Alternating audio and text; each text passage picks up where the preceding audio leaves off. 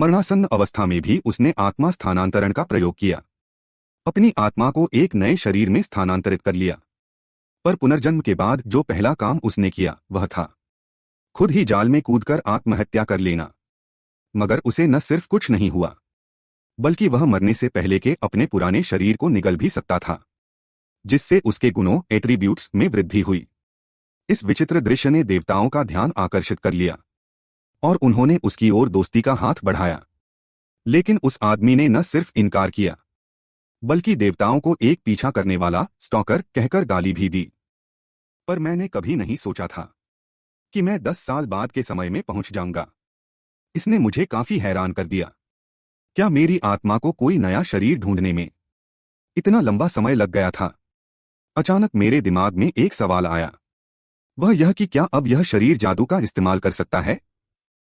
तभी ठीक मेरे ऊपर एक मच्छर उड़ता हुआ आया। पट से एक आवाज हुई और मैंने सीधे उस मच्छर को मारकर ढेर कर दिया। मैंने मच्छर से कहा, जागो, यह देखने के लिए कि क्या मच्छर एक मरे हुए जीव नेक्रोमेंसर क्रीचर के रूप में फिर से खड़ा हो सकता है। लेकिन मेरे हाथ पर मौजूद मच्छर अपनी जगह से टस से मस नहीं हुआ। उसके उठने का कोई नामोनिशान नहीं था। इस बात को स्वीकार करना मेरे लिए कुछ पल के लिए मुश्किल हो गया। मैं लगातार मच्छर को देखकर जागो चिल्लाता रहा। इसने मुझे एक कड़वी सच्चाई समझने पर मजबूर कर दिया, वह यह कि इस समय मेरे पास कोई जादुई शक्ति माना नहीं है। मैंने जल्दी से पर्दा हटाया और बाहर की तरफ देखा। आसमान में बादलों को छूता हुआ एक विशाल मीनार टावर दिखाई दिया। अगर मेरे पास जादुई शक्ति नहीं है तो शायद मुझे उस टावर पर फिर से चढ़ना होगा। अगले ही पल मैं वापस सोफे पर आ गया और यह देखने के लिए अपना फोन उठाया कि क्या इन 10 सालों में 9 स्टार्स में से कोई शीर्ष पर पहुंचा है। जैसे जैसे स्क्रीन आगे बढ़ी, मुझे 9 स्टार्स में से एक चू जिंगशुन के बारे में पता चला, जो हाल ही में 800वीं मंजिल तक पहुंचा था। इसे देखकर मैं खुद को उन्हें कोसने से नहीं रोक पाया। 10 साल बीत जाने के बाद भी वे सिर्फ 200 मंजिल ही आगे बढ़ पाए। वैसे अभी के लिए यह मेरे लिए एक अच्छी बात है। इससे मुझे उनके बराबर पहुंचने के लिए और अधिक समय मिल जाएगा। एक झटके में मैंने सोफे पर रखे अपने कपड़े उठाए। अब मुझे बिना समय गवाए टावर पर चढ़ना शुरू कर देना चाहिए और धीरे धीरे अपनी जादुई शक्ति को इकट्ठा करना होगा। भले ही अभी मेरे पास कोई जादुई शक्ति नहीं है, लेकिन मेरी आत्मा तो सोल मास्टर झन जेहे की ही है। मैं जल्द से जल्द एक बार फिर 9 स्टार्स के सामने खड़ा होऊंगा। जल्द ही मैं गॉड टावर की पहली मंजिल के प्रवेश द्वार पर पहुंच गया। यहां आने वाले सभी लोग ऐसे थे जो टावर पर चढ़कर रातों रात कामयाबी हासिल करना चाहते थे। लेकिन जो बात मैं जानता था वह यह थी कि टावर पर चढ़कर असल जिंदगी का आनंद लेने वाले लोग बहुत ही कम होते हैं। इसी बीच टावर के अंदर एक ताबूत का ढक्कन धीरे से खुला। पास से ध्यान से देखने पर पता चला कि उसके अंदर आंखें खोले हुए एक कंकाल था। यह टावर हर दिन दोपहर ठीक 1 बजे खुलता है। खुलने के उस पल में अनगिनत लोग अंदर जाने की जल्दी में दौड़ने लगते हैं और मैं भी उनमें से कोई अलग नहीं था, क्योंकि मेरे बदले की शुरुआत यहीं से होने वाली थी। टावर के अंदर प्रवेश करते ही मुख्य दरवाजा बंद हो गया और टावर के अंदर मौजूद टेलीपोर्टेशन सर्किल ने मुझे शुरुआती ट्यूटोरियल वाली जगह पर भेज दिया। मैंने चारों तरफ नजर दौड़ाई। एक जाना पहचाना सा एहसास हुआ। ऐसा लगा जैसे मैं 10 से भी ज्यादा सालों से यहां नहीं आया हूं और यह जगह नए खिलाड़ियों के लिए गाइड ट्यूटोरियल का अखाड़ा थी। मैंने एक ठंडी सांस ली। भले ही इसे शुरुआती ट्यूटोरियल कहा जाता है, लेकिन मुझे लगता है कि यह टावर का सबसे कठिन स्तर है। पूरे ट्यूटोरियल के हर स्तर में तरह तरह के जाल छिपे हुए हैं। तभी मेरे सामने एक इंटरफेस स्क्रीन दिखाई दिया।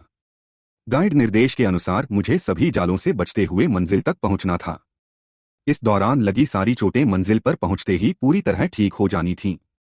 मैंने पुकारा, स्टेटस विंडो, और तुरंत ही मेरे सामने दिखाई दे गई मेरी स्टेटस विंडो। स्टेटस विंडो में मेरी व्यक्तिगत जानकारी दिखाई दे रही थी, लेकिन जिस चीज ने मुझे उत्सुक किया वह था नीचे दिया गया एक विशेष गुण ट्रेट, एक छोटा कौशल जो दिखाई नहीं दे रहा था। और सबसे महत्वपूर्ण बात, देवोर निगलना और मैजिक बॉडी जादुई शरीर, ये 2 कौशल थे। ये वे कौशल थे जो मरने से पहले मेरे पास थे। इसने मुझे थोड़ा शक में डाल दिया। क्या किसी के विशेष गुण और शारीरिक क्षमताएं उसकी आत्मा से तय होती हैं? इसके बाद मैं पूरी तरह तैयार हो गया। मुझे यहां रहकर आगे बढ़ना चाहिए और खुद को और बेहतर बनाना चाहिए। बिना किसी हिचकिचाहट के मैंने सीधे अपना पहला कदम आगे बढ़ाया। एक तेज सरसराहट के साथ मेरा शरीर किसी तोप के गोले की तरह तेजी से आगे बढ़ा। इसी समय शुरुआती ट्यूटोरियल का जादुई तीर वाला जाल भी सक्रिय हो गया। मैंने थोड़ा सा अपना सिर झुकाया और पहले जाल के हमले से बच गया। इस तरह की छोटी चालें मुझे बिल्कुल नहीं रोक सकती थीं, क्योंकि तीर छूटने के उस पल में तीर के रास्ते को नंगी आंखों से देखा जा सकता था। ऐसा लगता है कि पहले सीखी हुई तरकीबें अब भी काम आ रही हैं। लेकिन अगले ही पल में दंग रह गया, क्योंकि अचानक मेरे ठीक ऊपर 5 तीर प्रकट हो गए। मेरे पास बचने का बिल्कुल समय नहीं था। हमले से बचने के लिए मैं सिर्फ पागलों की तरह आगे भाग सकता था। लेकिन भागते भागते मुझे महसूस हुआ कि सामने से एक तेज हवा का झोंका सीधे मेरे चेहरे की तरफ आ रहा है। ध्यान न देने के कारण मेरे दोनों कंधों और दाहिने हाथ पर लगातार 3 तीर लग गए।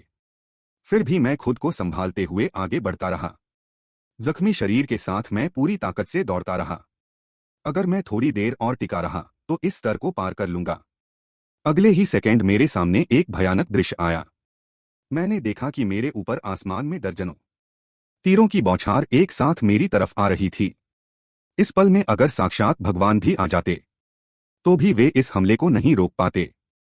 इसलिए मेरा शरीर पूरी तरह से तीरों से घिर गया। हालांकि दर्द बहुत ज्यादा था, लेकिन मैं सिर्फ अपने दांत भींचे पूरी ताकत से भागता रहा। नहीं तो मैं सचमुच यहीं मारा जाता।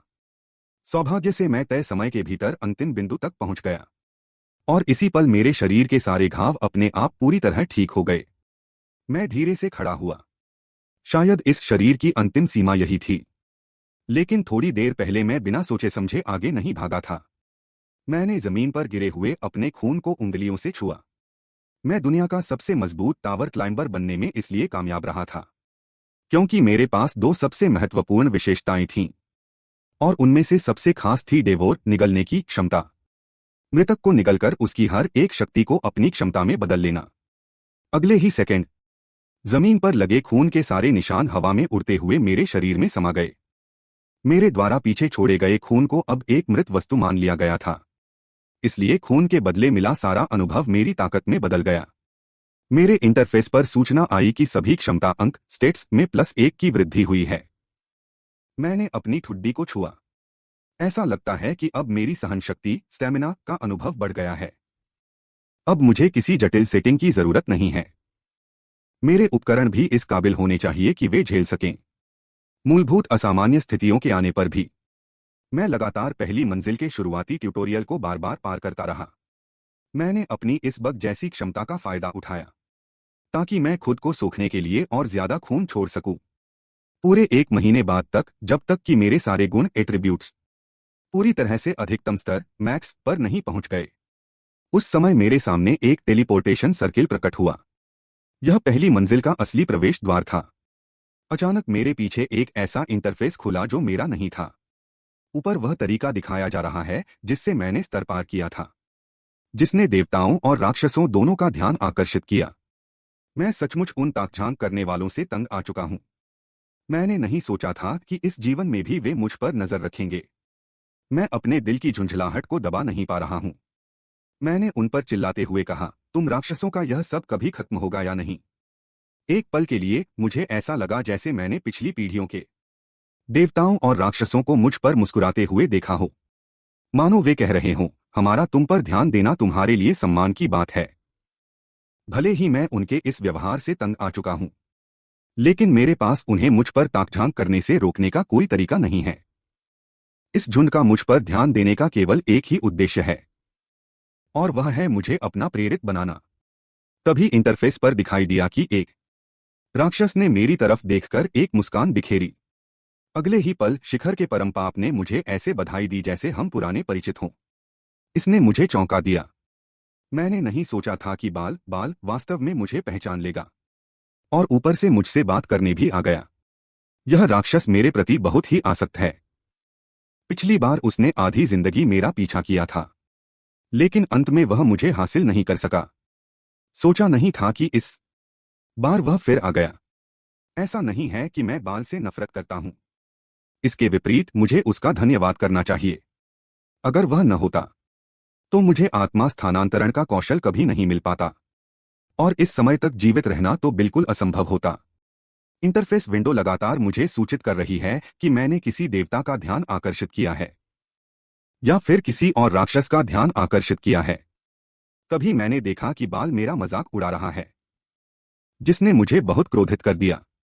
तुम दुष्ट प्राणी, चाहे कोई भी जीवन हो, तुम हमेशा इतने ही घमंडी और चमकते रहते हो। कुछ समय के लिए इन देवताओं द्वारा परेशान किए जाने के कारण मैं अवाक रह गया। मैंने उनसे कहा कि वे मुझ पर ध्यान देना बंद कर दें। तुम सब के सब अपना मुंह बंद रखो। अगर तुम चाहते हो कि मैं तुम्हारा प्रेरित या चेला बनूं, तो यह पूरी तरह से असंभव है। लेकिन अगर तुम बस मुझ पर नजर रखना चाहते हो, तो तुम शांति से अपना मुंह बंद रखकर चुपचाप ताक झांक कर सकते हो। मेरी बातें सुनकर यहां तक कि बाल भी मेरे प्रति थोड़ा निराश हो गया। मेरे पास इन राक्षसों के प्रेरितों पर ध्यान देने का समय नहीं है, क्योंकि अब मुझे नौसिखिया अखाड़े न्यूबी अरीना के परिणामों की पुष्टि करनी है। अगले ही पल मैंने अपना हाथ हवा में लहराया। मेरा वह सारा रक्त जो मैंने पहले छोड़ा था, वह सब वापस मेरी ओर इकट्ठा होने लगा। कुछ टिंगटिंग की आवाजों के साथ मेरी सभी विशेषताएं, एट्रीब्यूट्स पूरी तरह से अधिकतम स्तर पर पहुंच गईं, जिनमें क्रमशः शामिल हैं रक्तस्राव प्रतिरोध, पीड़ा प्रतिरोध, मूर्छा प्रतिरोध और अत्यधिक प्रहार सहने की स्थिति। इसके अलावा मुझे कुछ जादुई शक्ति मना भी प्राप्त हुई। जादू होने के कारण शारीरिक शरीर में आमतौर पर अधिक सुधार नहीं होता था, लेकिन अब जादुई शक्ति थोड़ी बढ़ गई है। इसके तुरंत बाद मेरे इंटरफेस ने मुझे याद दिलाया कि सभी आंकड़े बढ़ गए हैं और प्रतिभा टैलेंट जल्द ही अनलॉक होने वाली है। इसने मुझे थोड़ा उत्सुक कर दिया। तथाकथित नई प्रतिभा। मेरे पास तो पहले से ही निगलने दीवार की प्रतिभा है ना। क्या ऐसा हो सकता है कि एक और प्रतिभा मिल जाए? अचानक ही मुझे याद आया कि जो निगलने की प्रतिभा मैंने पहले देखी थी, उसके नीचे 3 प्रश्न चिन्ह थे। क्या यह वही है जो अब अनलॉक हो रही है? तभी मुझे अचानक एक बात समझ में आई। वह प्रतिभा तो मेरी आत्मा का कौशल है, और अब जो प्रतिभा सक्रिय हो रही है, वह इस शरीर के मूल स्वामी की अपनी मूल प्रतिभा होनी चाहिए थी। एक टिंग की आवाज के साथ प्रतिभा अनलॉक हुई। बहुमुखी प्रतिभा वर्सटाइल। इस पल को देखकर मैं थोड़ा हैरान रह गया। ऐसा कैसे हो सकता है कि यह बहुमुखी प्रतिभा हो? तथाकथित बहुमुखी प्रतिभा का मतलब है कि सभी चीजों में कुशल होना। कोई भी कौशल सीखते ही तुरंत उसमें एक निश्चित स्तर की दक्षता प्रोफिशिएंसी प्राप्त हो जाएगी। इसके अलावा लड़ाई के दौरान दक्षता के आधार पर अतिरिक्त बोनस आंकड़े भी मिलेंगे। इस पल मुझे लगा जैसे मेरा जीवन अपने चरम पर पहुंच गया है, क्योंकि इस प्रतिभा के होने का मतलब यह है कि मुझे सर्वगुण संपन्न गुरु ऑलराउंड मास्टर की उपाधि मिल गई है। यहां तक कि पिछले जीवन में मैं भी इस प्रतिभा तक नहीं पहुंच सका था। तभी राक्षस शिखर के परम पाप को मेरी स्थिति को लेकर उत्सुकता हुई। मैंने सिर उठाकर देखा और आश्चर्य के मारे मेरा मुंह खुला का खुला रह गया। पता चला कि वह परम पापी वास्तव में मेरी स्थिति की खिड़की स्टेटस विंडो देखना चाहता था। यह स्पष्ट रूप से असंभव है। मैंने उससे तुरंत यहां से दफा होने को कहा। फिर मैंने मुड़कर उससे कहा, मैं अगली मंजिल पर जा रहा हूं। क्या तुम मेरे पीछे आना चाहते हो? तुम्हारी मर्जी, लेकिन मुझे परेशान मत करना। टेलीपोर्टेशन सरणी टेलीपोर्टेशन अरे को पार करते हुए मैंने सोचा कि अगला काल कोठरी डंजियन, शायद साधना कक्ष ट्रेनिंग रूम होना चाहिए। अंदर आने के बाद मैंने पाया कि पूरी जमीन हथियारों के भ्रमों इल्यूशंस से भरी पड़ी थी। तरह तरह के हथियार यहां मौजूद थे और मुझे यहां अपने लिए एक मुख्य हथियार चुनना था, जिसे मैं भविष्य में अपनी यात्रा में उपयोग कर सकूं। मुझे याद है कि पिछले जन्म में जब मैंने पाया था कि मेरा शरीर जादुई है, तो मैंने एक जादुई हथियार चुना था। लेकिन इस बार बात अलग है। मैंने तुरंत आगे बढ़कर एक विशाल धनुष लॉन्गबो पकड़ लिया। धनुष को छूते ही वह भ्रम से एक वास्तविक ठोस वस्तु में बदल गया। बहुमुखी प्रतिभा होने के कारण मैं प्रशिक्षण के लिए किसी भी हथियार को चुन सकता हूं। सबसे पहले मैंने यहां अभ्यास के लिए कुछ लक्ष्य टारगेट्स उत्पन्न किए। अगले ही सेकंड में मेरे ऊपर 3 लक्ष्य प्रकट हो गए।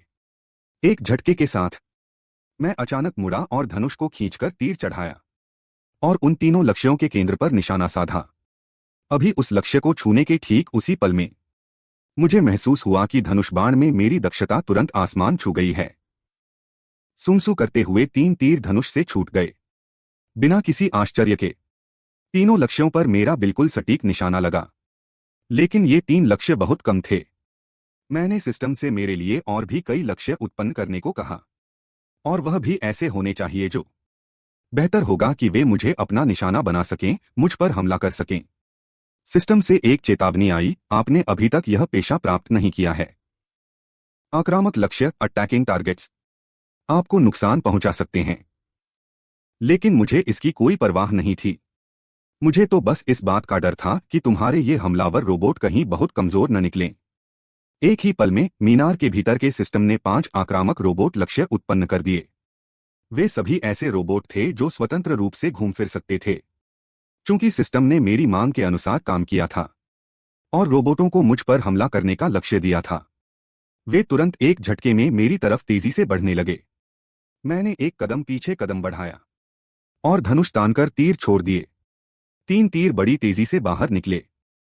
कुछ आवाजों के साथ हर एक तीर सटीक रूप से उन रोबोटों के सिर पर जाकर लगा। हालांकि मैंने 3 रोबोटों को मार गिराया था, लेकिन फिर भी 2 रोबोट पीछे से अचानक निकल आए। बस कुछ ही पलों के भीतर वे दोनों रोबोट मेरे ठीक सामने पहुंच चुके थे। इससे पहले कि वे कुछ समझ पाते या प्रतिक्रिया करते, मैंने अपनी तलवार से एक क्षैतिज वार किया और सीधे उन्हें बीच से 2 टुकड़ों में काट दिया। वास्तव में मैंने पहले ही देख लिया था कि वे दोनों मेरी तरफ बढ़ रहे हैं, और मैंने आसानी से अपने पास रखी हुई तलवार उठा ली थी। मैंने चिल्लाते हुए सिस्टम से सवाल किया, क्या तुम मेरे लिए कुछ अधिक शक्तिशाली प्रतिद्वंद्वी नहीं ला सकते? ये बहुत कमजोर हैं। सिस्टम ने मेरी बात सुनी और वैसा ही किया। सीधे टारगेट स्टेज को बढ़ाकर जाइंट टारगेट कर दिया। टारगेट रोबोट जैसे ही सामने आया, उसने अविश्वास से सामने देखा। इस समय मैं ऊपर की ओर उछला और हवा में कूद गया। एक जोरदार आवाज के साथ मैं सीधे नीचे गिरा और अपने हाथ की बंदूक रोबोट की आंख में घोंप दी। तभी तुरंत अपनी आस्तीन से 2 तेज धार वाले ब्लेड निकाले और उन्हें लापरवाही से फेंक दिया, जिन्होंने पीछे मौजूद 2 रोबोटों पर सटीक निशाना लगाया। रोबोट से टूटने की आवाज आई। मुझे ऐसा लगा जैसे पीछे मशीन गन लोड होने की आवाज आई हो।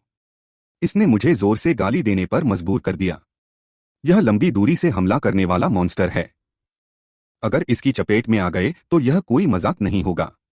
मैंने एक स्लाइड मारी और जाइंट रोबोट के सिर के ठीक सामने पहुंच गया, ताकि पीछे से आने वाले गोलों से बच सकूं। अटैक सिस्टम से चेतावनी आई। इस तरह का टारगेट दूसरी मंजिल के टॉवर पर सबसे खतरनाक दुश्मन है। इस पर मैं बस मुस्कुरा दिया। और इस मंजिल पर सबसे ताकतवर शायद यही लोग हैं ना? तो अगर मुझे इनसे निपटना है तो मुझे अपनी मुख्य स्किल का इस्तेमाल करना होगा। एक झटके के साथ मैंने सीधे अपनी पीठ के पीछे से जादुई छड़ी निकाली और उन रोबोटों की तरफ तान दी। और यहां रोबोटों ने पहले ही तोप के हमले के लिए ऊर्जा जुटाना शुरू कर दिया था। उनकी धीमी रफ्तार को देखकर मैं खुद को ताना मारने से नहीं रोक पाया। तुम्हारी इस रफ्तार के साथ मैं तुम्हें हजारों बार मार सकता हूं। मैंने पूरी ताकत से अपने हाथ की जादुई छड़ी को नीचे की तरफ दबाया। पलक झपकते ही उस जादुई छड़ी के ऊपर एक पर्पल मैजिक बॉल दिखाई दी। तीनों रोबोट मेरे द्वारा तुरंत एक ही पल में ढेर कर दिए गए। आसमान में आखिरी आतिशबाजी का नजारा दिखा। मैंने अपने हाथ फैलाए और महसूस किया कि कैसा लग रहा है। पाया कि यह पहले की तुलना में पूरी तरह से अलग था। सारे हथियार ऐसे लग रहे थे जैसे सालों से उनका अभ्यास किया गया है। तभी सिस्टम से फिर से नोटिफिकेशन आया, ऑलराउंडर मास्टर अचीवमेंट हासिल कर लिया गया है। इनाम के रूप में 5000 मेरिट पॉइंट्स मिले। सिस्टम ने मुझसे पूछा कि क्या मैं ऑलराउंडर मास्टर को अपनी मुख्य क्लास के रूप में चुनना चाहता हूं। एक बात का ध्यान रखना होगा, ट्रेनिंग रूम से बाहर निकलने के बाद इस क्लास को दोबारा नहीं चुना जा सकेगा। जाहिर है मेरे लिए इस क्लास को छोड़ना नामुमकिन था, लेकिन मैं अपनी मुख्य क्लास को भी नहीं छोड़ सकता था। इसलिए मैं चाहता हूं कि सिस्टम ऑलराउंडर मास्टर को मेरी सब क्लास बना दे। लेकिन मुझे उम्मीद नहीं थी कि सिस्टम इसे मना कर देगा, क्योंकि सब क्लास स्लॉट 120 मंजिल पार करने के बाद ही अनलॉक हो सकता है। इसलिए एक नए खिलाड़ी के रूप में मैं अभी सब क्लास स्लॉट अनलॉक नहीं कर सकता। लेकिन मुझे इस बात की जरा भी परवाह नहीं थी, क्योंकि मैं सब क्लास स्लॉट को समय से पहले अनलॉक करने के लिए मेरिट पॉइंट्स का इस्तेमाल कर सकता हूं। अब सिस्टम के हैरान होने की बारी थी। एक नए खिलाड़ी को इस विकल्प के बारे में कैसे पता चला, क्योंकि मेरिट पॉइंट्स के जरिए वाकई सिस्टम की कुछ सेटिंग्स को बदला जा सकता है। मैंने उससे कहा कि वह ज्यादा सवाल न पूछे। वैसे भी मुझे इस सेटिंग के बारे में पता था। मुझे याद है कि सब क्लास स्लॉट को समय से पहले अनलॉक करने के लिए बस 5000 पॉइंट्स खर्च करने होंगे। सिस्टम ने कहा कि भले ही ऐसा किया जा सकता है, लेकिन मेरे मौजूदा मेरिट पॉइंट्स में अभी भी 50 पॉइंट्स कम हैं। मैंने एक ठंडी सांस ली। ऐसा लगता है कि अब कोई और रास्ता नहीं है। मुझे बाल से ही मदद मांगनी पड़ेगी। अगले ही पल मैंने अपना अंगूठा बाल के शिखर की तरफ उठाया। बाल ने मेरे सामने अपनी पहचान जाहिर कर दी थी और उसने खुद मुझसे बात करने की पहल की थी। मुझे याद है कि भगवान से बात करने पर कोई खास अचीवमेंट मिलता है। एक सरसराहट की आवाज के साथ सिस्टम इंटरफेस पर दिखाई दिया, आपने सभी बुराइयों के शिखर महान डेमन किंग बाल के साथ बातचीत की है। मेरिट पॉइंट्स में 200 की बढ़ोतरी हुई। यह नजारा देखने के बाद बाल मुझसे अपनी तारीफ सुनने के लिए बेताब हो गया, लेकिन उसका वह रूप देखकर मुझे थोड़ी घिन आ रही थी। भले ही कुछ छोटे मोटे किस्से हुए, लेकिन आखिरकार मेरी क्लास ने कामयाबी के साथ ऑलराउंडर मास्टर को सब क्लास में ट्रांसफर कर दिया और एक मुख्य क्लास का स्लॉट भी खाली हो गया। अब इसके बाद जैसे ही मैं इस ट्रेनिंग रूम को तबाह कर दूंगा, मैं टॉवर की पहली मंजिल पर जा सकूंगा। अगले ही पल मैंने अपनी जादुई छड़ी में ताकत इकट्ठा की। इतने लंबे समय की ट्रेनिंग के बाद आखिरकार मुख्य मुकाबला धीरे धीरे शुरू होने जा रहा था। एक जोरदार धमाके के साथ मैंने जादुई छड़ी की पूरी ऊर्जा को एक ही बार में जमीन पर दे मारा, उसे टुकड़े टुकड़े करने के लिए तैयार होते हुए। पलक झपकते ही मैं एक जंगल में पहुंच गया और वहां मुझे 2 गॉब्लिन दिखाई दिए। इस समय किस्मत से एक छोटी टीम को गॉब्लिनों ने घेर रखा था। जैसे ही गॉब्लिन अपनी तलवारें उठाकर उन पर हमला करने के लिए आगे बढ़े, आसमान में अचानक एक दरार आ गई और फिर मेरा शरीर अचानक उसके अंदर से बाहर निकला। मैंने नीचे नजर दौड़ाई तो मुझे एक गॉब्लिन दिखा। यह टॉवर की पहली मंजिल पर कदम रखने के बाद मेरा पहला शिकार माना जा सकता था। एक तेज सरसराहट के साथ मैं तेजी से उस गॉब्लिन की तरफ बढ़ा और मैंने अपना दायां पैर उठाया। एक तेज किक के साथ गॉब्लिन का सिर जमीन में बुरी तरह धंस गया। यह एहसास वाकई मुझे बहुत याद आ रहा था। उस गॉब्लिन को खत्म करने के बाद मैं धीरे से बोला, वाकई बहुत समय बाद मिले हैं गॉब्लिन किंग। दोनों गॉब्लिन मेरी बात सुनकर पूरी तरह हैरान रह गए। वे अजीब सी आवाजें निकालकर अपनी नाराजगी जताने लगे। मैं बस मुस्कुरा दिया और सीधे जादुई छड़ी को उठाकर अपने कंधे पर रख लिया। गॉब्लिनों को एक साथ आने के लिए कहा, क्योंकि मैं उन्हें जल्दी से खत्म करके निकल जाना चाहता था, ताकि देख सकूं कि आखिर कौन कौन सी स्किल्स मिल सकती हैं। पीछे खड़े युवक ने मेरी लड़ाई देखकर हैरान होते हुए कहा, यह इंसान बहुत कमाल का है। इसने तो सीधे गॉब्लिन को चित कर दिया। और उसे इस बात की भी हैरानी थी कि मैं साफ तौर पर एक जादूगर के हथियार का इस्तेमाल कर रहा था, लेकिन फिर भी मैंने अभी हमले के लिए पैरों का इस्तेमाल किया था। पर चाहे जो भी हो, उन दोनों के दिलों में जिंदा रहने की उम्मीद जाग उठी थी। ऐ महान योद्धा, भले ही हमें नहीं पता कि आप कौन हैं, लेकिन अगर हम मिलकर कोशिश करें तो इन्हें खत्म कर सकते हैं। लेकिन उसकी बात अभी आधी ही हुई थी कि मैंने उनसे वहां से दफा होने को कह दिया। उन दोनों को लगा जैसे उनके कानों ने कोई धोखा खाया हो। वे अविश्वास से मुझे देखने लगे। मैंने सिर घुमाकर उनसे कहा, अगर तुमने मेरा शिकार चुराने की हिम्मत की तो तुम भी यहां से जिंदा जाने की उम्मीद मत रखना। क्या साफ साफ समझ आ गया? एक झटके के साथ वे दोनों सीधे मुड़े और वहां से भाग खड़े हुए। वे तो खुद यही चाहते थे। दोनों गॉब्लिन मुझे देखकर जोर जोर से चिल्लाने लगे। साफ था कि वे लड़ाई की मुद्रा में आ चुके थे। अगले ही पल मैं बस मुस्कुराया। तुम दोनों गॉब्लिनों की आंखों को देखकर ऐसा लगता है जैसे तुम हार मानने को तैयार नहीं हो। क्या तुम अपने उस साथी का बदला लेना चाहते हो जो अभी मारा गया? मेरे जवाब में दोनों गॉब्लिनों ने तेजी से दौड़कर हमला कर दिया। एक जोरदार प्रहार के साथ मैंने अपने हाथ की जादुई छड़ी उसके सिर पर पूरी ताकत से दे मारी और उसके बाद लगातार धमाकों की आवाजें गूंजने लगीं। दोनों गॉब्लिन मेरे हाथों पिटकर जोर जोर से चीखने लगे, लेकिन वे जितना ज्यादा चिल्ला रहे थे, मैं उतना ही ज्यादा रोमांचित हो रहा था। मैंने उनसे कहा कि वे जल्दी से अपना सबसे बेहतरीन हुनर दिखाएं। लेकिन किसने सोचा था कि यह गॉब्लिन, जिससे अनगिनत लोग थर-थर कांपते थे, इस समय मुड़ा और दुम दबाकर भाग गया। लेकिन मैं उसे जाने नहीं दूंगा। हाथ में मौजूद जादुई छड़ी ने पहले ही जादुई ऊर्जा को इकट्ठा करना शुरू कर दिया है। उसी पर निशाना साधा। एक ही जादुई तलवार के प्रहार ने सीधे गॉब्लिन की छाती को चीर दिया। दोनों गॉब्लिन्स को मैंने मार गिराया। तभी सिस्टम का एक नोटिफिकेशन सामने आया। मिशन पूरा करने के बाद अगले स्तर पर जा सकते हैं। और इस बार का मिशन 10 गॉब्लिन्स को मारना है। अब तक 3 मारे जा चुके हैं। मैंने थोड़ा विचार किया। यह मिशन उतना कठिन नहीं है। लेकिन अगर मैं मिशन पूरा करते समय एक कसाई स्लेयर की उपलब्धि भी हासिल कर लूं तो अच्छा रहेगा। तथाकथित कसाई का मतलब है कि एक ही प्रकार के राक्षस को 1000 से अधिक बार मारना होगा।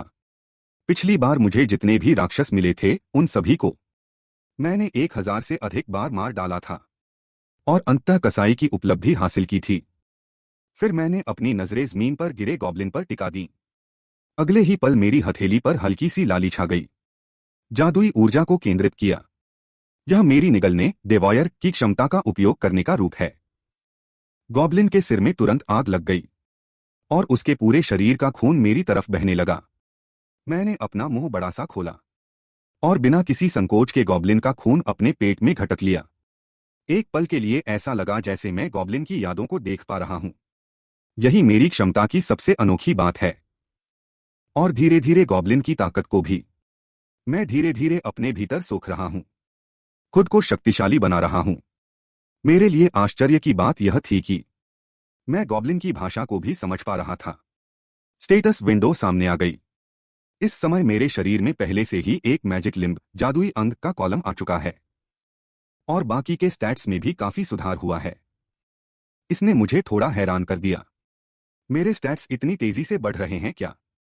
यह तो पहले से ही 10वें स्तर को पार करने वाले खिलाड़ियों के बराबर है। यह मेरे पिछले जीवन से कहीं अधिक शक्तिशाली है। इसने मुझे यह अनुमान लगाने पर मजबूर कर दिया कि शायद यह मेरे ऑल स्किल्स मास्टरी मास्टर के प्रभाव के कारण है। अचानक मैंने अपनी आंखें पूरी तरह से फाड़ दी। मैंने गॉब्लिन की यादों का एक हिस्सा देखा। यादों में यह दिखाई दे रहा था कि इंसानों का एक समूह पिंजरे में बंद है और वेदी ऑल्टर पर गॉब्लिन किंग खड़ा है। हालांकि यादें पूरी नहीं हैं, लेकिन मैं धुंधला सा अनुमान लगा सकता हूं कि यह गॉब्लिन किंग क्या करना चाहता है। वैसे वह जो कुछ भी करे उससे मेरा कोई लेना देना नहीं है। बात बस इतनी है कि यह गॉब्लिन किंग अभी मेरे लिए बहुत काम का है, क्योंकि ताज का होना सभी राक्षसों के सामूहिक हमले का पूर्वाभास है। इस तरह से कसाई की उपलब्धि भी मिल जाएगी और इसका मतलब है कि एक बड़ी फसल भी काटी जा सकती है। मैंने बड़े चाव से जमीन पर मौजूद गॉब्लिन पर निशाना साधा।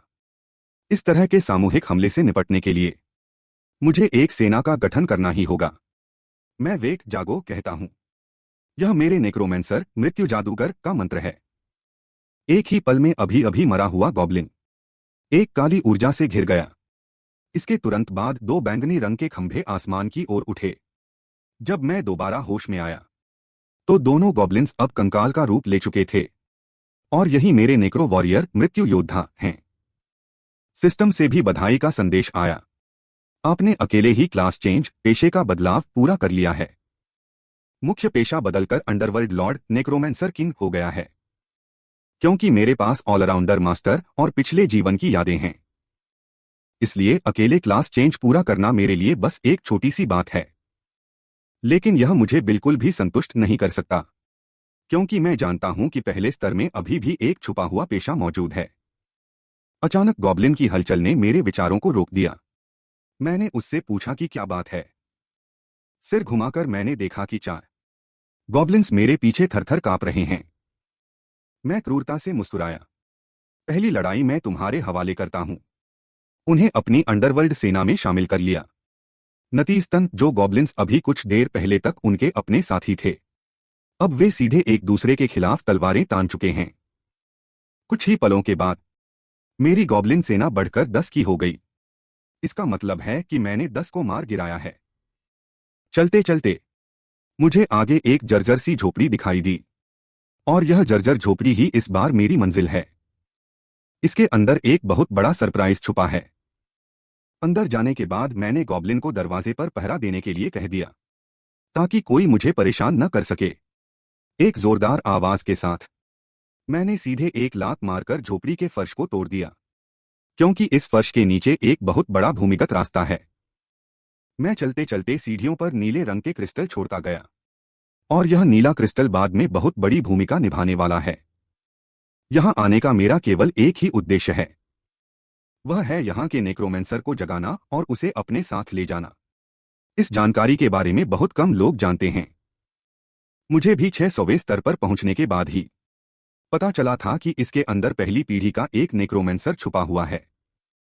एक कड़कड़ाती आवाज के साथ मैंने अपना एक हाथ ताबूत के ढक्कन पर रखा। अगले ही पल, इससे पहले कि मैं उसे हटा पाता, ताबूत के अंदर से एक इंसानी आकार का कंकाल तैरता हुआ बाहर निकला। मैंने बलखान को देखा तो मुझे थोड़ा सिरदर्द हुआ। तुम हमेशा इतना दिखावा करना क्यों पसंद करते हो?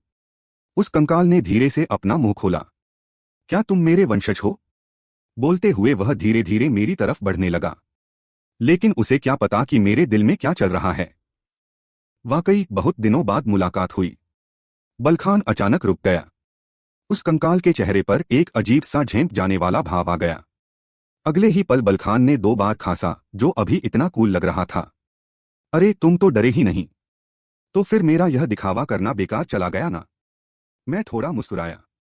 एक अंडरवर्ल्ड लॉर्ड होने के नाते क्या मुझे कंकाल को देखकर डरना चाहिए? मैं तुम्हारी डायरी पढ़ने के बाद ही यहां आया हूं, और एक बात यह भी है कि मैं उस दौर से बहुत आगे निकल चुका हूं जब मैं किसी एनपीसी को देखकर चौंक जाता था।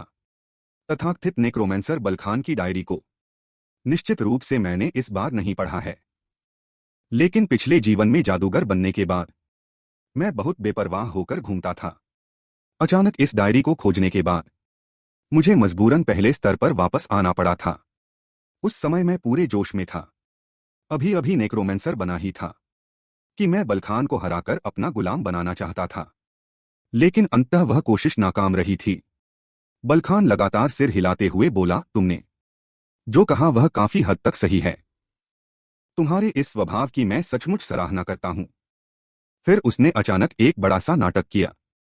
तुम लड़के उस बदतमीज और गंदे लड़के से कहीं बेहतर हो जो मुझे 10 साल पहले मिला था।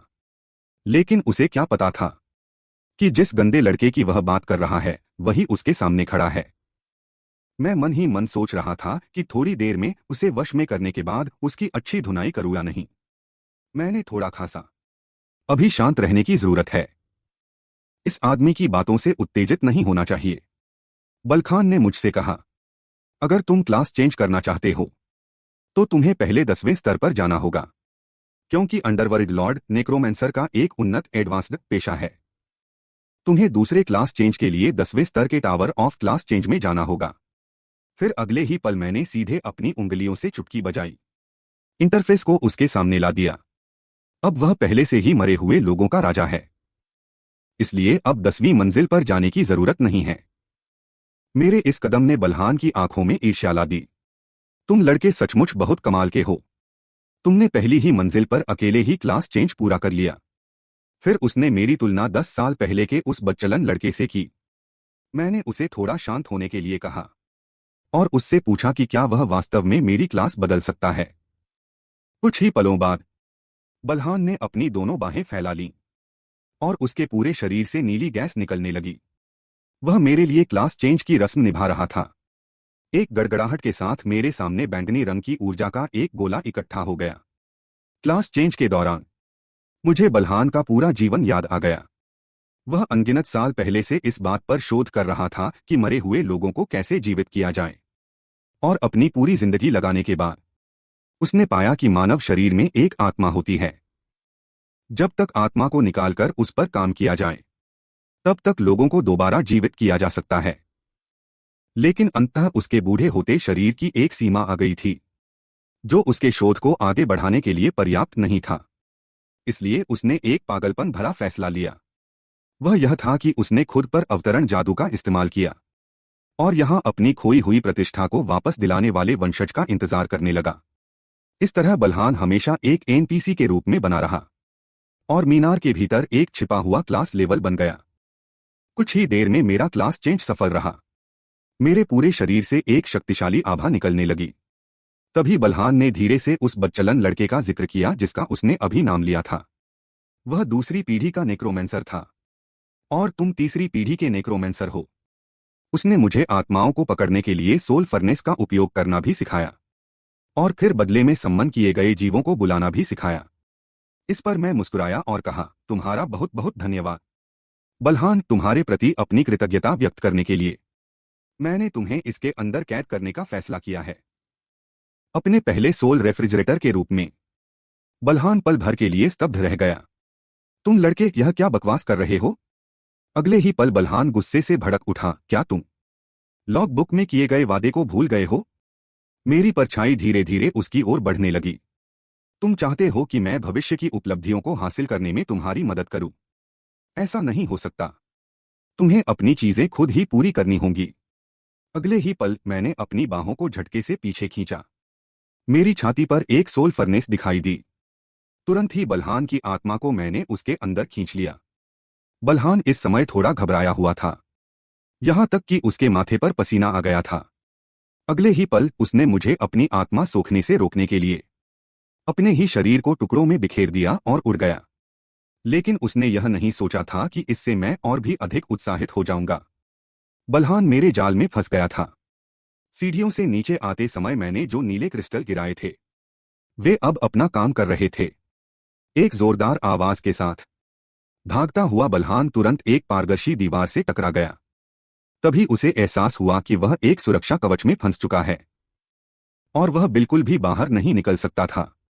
मैं एक बार फिर उसके सामने गया। यह एक जादुई दीवार है जिसे मैंने खास तौर पर तुम्हारे लिए बनाया है और यह तुम्हारी अपनी निजी जेल भी है। बलहान ने गुस्से में दीवार पर वार किया। इस निचले स्तर के जादू को तो मैं एक ही घूंसे में तोड़ सकता हूं। हालांकि मैंने उसका मजाक उड़ाते हुए कहा, तो फिर तोड़कर दिखाओ ना। इसके अंदर तो सैकड़ों जादुई घेरे हैं। जब तक तुम इन्हें तोड़ोगे तब तक तो तुम कब के मेरी सोल फर्नेस में समा चुके होगे। अच्छा हुआ कि मैं पूरे रास्ते जादुई पत्थरों को गिराता हुआ आ रहा था। सिर्फ इस पल बलहान पूरी तरह से अवाक रह गया। उसने मुंह खोलकर मुझसे पूछा कि मैं आखिरकार कौन हूं। एक ऐसा व्यक्ति जो अभी अभी पहली मंजिल पर पहुंचा है। उसमें ऐसी ताकत और रणनीति कैसे हो सकती है? अब मैंने भी दिखावा करना बंद कर दिया। हालांकि मैं अपने पिछले जीवन में असफल रहा था, लेकिन इस बार मैं आखिरकार तुम्हें पकड़ ही लूंगा। इस पर बलहान भी कुछ सोचने लगा। क्या तुम वही बच्चलन लड़के हो? मैं धीरे से हंसा। तुमने सही अंदाजा लगाया। तो अब मुझे दूसरी पीढ़ी का होना चाहिए या तीसरी पीढ़ी का? जब उसने मुझे स्वीकार करते हुए सुना तो बलहान पूरी तरह से आपे से बाहर हो गया। वह लगातार चिल्लाकर मेरा नाम कोसने लगा। अगले ही पल उसे संभलने का मौका दिए बिना मैंने सीधे उस पर सोल कलेक्शन का इस्तेमाल किया। इस पल बलहान चाहकर भी नहीं भाग सकता था। उसे मेरी सोल फर्नेस द्वारा जबरन अंदर खींच लिया गया। एक कड़कड़ाती आवाज के साथ बलहान की आत्मा को मैंने पूरी तरह से सोख लिया। मेरे सामने मौजूद बलहान का शरीर अब एक असली कंकाल बन चुका था। मैंने अपनी छाती थपथपाई और बलहान से कहा कि वह अब और विरोध न करे। यहां रहने की तुलना में मेरे साथ आना तुम्हारे लिए बेहतर होगा। बलहान का काम तमाम करने के बाद मैंने उस छोटे से कमरे को छोड़ दिया। इसी बीच दो राक्षसों को यह जानने की उत्सुकता थी कि मैंने कमरे के अंदर क्या किया, क्योंकि वे बिल्कुल भी देख नहीं पा रहे थे उस कमरे के दृश्य को जहां मैं अपनी क्लास बदल रहा था। मैंने उनसे कहा कि वे मुझे जल्दबाजी न कराएं। अब मैं तुम्हें अपनी क्लास चेंज करने का दृश्य दिखाता हूं। अगले ही पल मैंने अपना हाथ उठाया। उसी क्षण जो कंकाल सैनिक अभी तक सुरक्षित थे वे सभी मेरे द्वारा पूरी तरह से नष्ट कर दिए गए। इसके तुरंत बाद मैंने अपनी दोनों बाहें उठाईं और अपनी छाती की सोल फर्नेस को सक्रिय किया, जिसने उन सभी को अंदर सोख लिया। एक जागो शब्द के साथ सोल फर्नेस के भीतर से 5 बैंगनी गॉब्लिन बाहर आए और यह अपग्रेड था, कंकाल सैनिकों का संस्करण। यह पिछले कंकाल सैनिकों की तुलना में काफी अधिक शक्तिशाली था। अफसोस की बात सिर्फ यह थी कि ये कंकाल सैनिक अभी भी बोल नहीं सकते थे। वे केवल कुछ तयशुदा आदेशों का ही पालन कर सकते थे। ठीक उसी समय मेरे पीछे से बलहान की आवाज आई। देखा कि इस समय बलहान ने अपना मानव शरीर वापस पा लिया था। उसे एक दिखाई देने वाला भौतिक शरीर मिल गया था। बलहान इस समय बेहद गुस्से में था, क्योंकि मैंने उसे सेवा करने के लिए एक कंकाल में बदल दिया था। मैं धीरे से हंसा और उसे इन सब बातों पर ध्यान न देने को कहा। वैसे जब तुम जवान थे तब काफी हैंडसम दिखते थे। लेकिन बलहान को इन सब से कोई फर्क नहीं पड़ रहा था। मेरे प्रति उसका पिछला गुस्सा अभी तक शांत नहीं हुआ था। उसने सीधे अपने दोनों हाथ आपस में जोड़े और अपने हाथों में एक शक्तिशाली जादुई ऊर्जा इकट्ठा की, और फिर अगले ही उसकी आंखें फटी की फटी रह गईं, क्योंकि मैंने उसके हिलने डुलने की क्षमता को नियंत्रित कर लिया था। उसके दोनों पैर अचानक जमीन पर टिक गए। वह लगातार अपने गले को भींचने लगा। ऐसा इसलिए था क्योंकि मैंने उसकी जादुई ऊर्जा की आपूर्ति रोक दी थी। अगर इसे समय पर पूरा नहीं किया गया तो वह पूरी तरह से गायब हो जाएगा। मैंने धीरे से अपना सिर आगे बढ़ाया। अगर तुम मेरे साथ नहीं आते हो तो तुम्हें केवल मौत की नीति को ही स्वीकार करना होगा। और एक बात और है, वह यह कि जब बलहान पहले जीवित था तो उसने उन्हें सोखने के लिए सोल पिल्स का इस्तेमाल किया था। लेकिन सबसे महत्वपूर्ण बात मेरी निगलने डिवावरिंग की प्रतिभा है। बलखान जब मेरी इस प्रतिभा के बारे में सुना तो वह तुरंत डर के मारे पसीने पसीने हो गया। यानी कि अगर वह अभी अपनी स्थिति स्पष्ट नहीं करता है तो उसे मेरे द्वारा निगल लिया जाएगा। बलखान अब पूरी तरह से वश में हो चुका था। वह बस यही पूछ सका कि वह मेरी क्या मदद कर सकता है। मैंने दूर बने महल की तरफ इशारा किया। मैं चाहता हूं कि तुम गोब्लिन राजा पर हमला करने में मेरे साथ चलो। अगर इस अभियान में तुम्हारा प्रदर्शन अच्छा रहा तो मैं तुम्हारे साथ कोई बुरा बर्ताव नहीं करूंगा। 10 मिनट बाद मैं अकेले ही महल के मुख्य दरवाजे पर पहुंच गया। एक गोब्लिन ने मेरे शरीर की तरफ इशारा करते हुए मुझे रुकने को कहा, यह देखकर कि मेरा रुकने का कोई इरादा नहीं है। 2 गोब्लिन अजीब आवाजें निकालते हुए चिल्लाने लगे, लेकिन वे नहीं जानते थे कि टॉन का अंत समय अब बेहद करीब आ चुका है। अगले ही पल मैंने सीधे अपने कंकाल योद्धाओं स्केल्टन वॉरियर्स को मुक्त कर दिया। यहां 4 गोब्लिन मेरी छाती के पास से उड़कर बाहर निकले। गोब्लिन की युद्ध क्षमता बेहद भयानक थी। उसने सीधे आगे बढ़कर गोब्लिन को दबोच लिया। उनमें से एक ने सीधे गोब्लिन की छाती को चीर दिया। पलक झपकते ही मुख्य दरवाजे पर मौजूद सभी गोब्लिन मेरे द्वारा मारे जा चुके थे। मैंने सिर उठाकर ऊपर की ओर देखा। गोब्लिनों का एक और झुंड ऊपर आ चुका था, जो मुझे रोकने की तैयारी में था। मैंने अपनी समझ परसेप्शन से चारों ओर का जायजा लिया। मोटे तौर पर अनुमान लगाया कि वहां लगभग 30 गोब्लिन थे। ये गोब्लिन मेरे सामने टिकने के लायक बिल्कुल भी नहीं थे। मैं तुरंत नीचे की ओर झुका और पास में पड़े एक भाले को उठा लिया। मेरी गोब्लिन सेना के अलावा मुझ जैसा मुख्य योद्धा भी चुपचाप हाथ पर हाथ धरे नहीं बैठ सकता था। महल के भीतर से धमाकों की गूंज सुनाई देने लगी। गोब्लिन राजा ने बड़ी चतुराई से इस बात को भांप लिया। तुमने सही अंदाजा लगाया था, शायद कोई घुसपैठिया आ सकता है। इसलिए उसने अपने गुर्गों को आदेश दिया कि वे अपनी रफ्तार बढ़ाएं और जल्दी से बलि की तैयारी पूरी करें। और वहीं मेरी तरफ युद्ध के मैदान में एक गोब्लिन था। उसने एक भयानक दहाड़ मारी। इसके बाद उसका शरीर एक रेंगते हुए सांप की तरह गोब्लिनों के शरीर के बीच से होकर गुजरने लगा। जो भी गोब्लिन उसके शरीर के संपर्क में आ रहा था वे सब बैंगनी रंग की लपटों में जलने लग रहे थे। जैसे ही वह गोब्लिन स्तब्ध रह गया, मैं तेजी से झपटकर उसके पीछे पहुंच गया। एक कड़कड़ाती आवाज के साथ मैंने सीधे उनमें से एक गोब्लिन की गर्दन मरोड़ दी। ठीक उसी समय मेरे ऊपर से एक तेज सनसनाती हुई आवाज आई। पता चला कि वहां 3 गोब्लिन थे, जो ऊपर के वेंटिलेशन पाइप से सीधे नीचे कूद गए थे।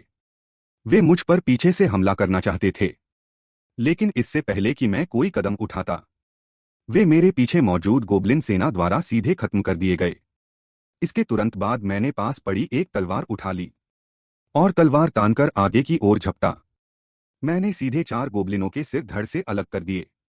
सिर्फ इन गिने चुने गोबलिनों के दम पर मुझे चोट पहुंचाना चाहते हो? यह तो खुली आंखों से सपना देखने जैसा है। जल्द ही मैंने गोबलिनों के मुख्य ठिकाने में प्रवेश कर लिया। अब बस गोबलिन राजा का खात्मा करना ही बाकी रह गया था। अचानक मेरी आंखों में एक चमक आई और मैंने कुछ ही दूरी पर एक मौजूदगी प्रेजेंस को महसूस किया।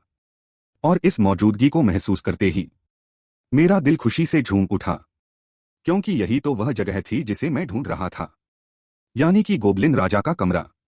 तभी अचानक एक इंटरफेस सामने पॉपअप हुआ, जिसने मुझे बुरी तरह चौंका दिया।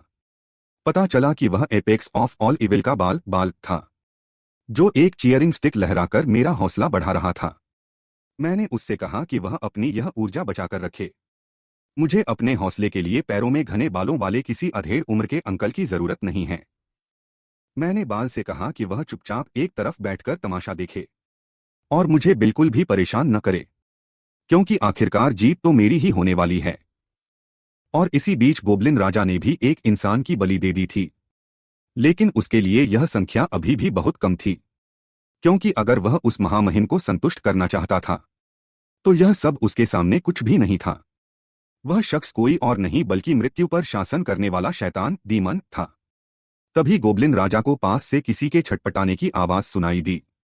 जब उसने सिर घुमाकर देखा तो पाया कि वहां एक लड़की घुटनों के बल जमीन पर बैठी थी, जिसके सिर पर सींग उगे हुए थे। ध्यान से देखने पर पता चला कि वह लड़की असल में भूतों पिशाच ओनी की प्रजाति की राजकुमारी थी, और उसके सिर के वे 2 सींग और उसकी गहरी लाल आंखें इसी बात का सबूत थीं।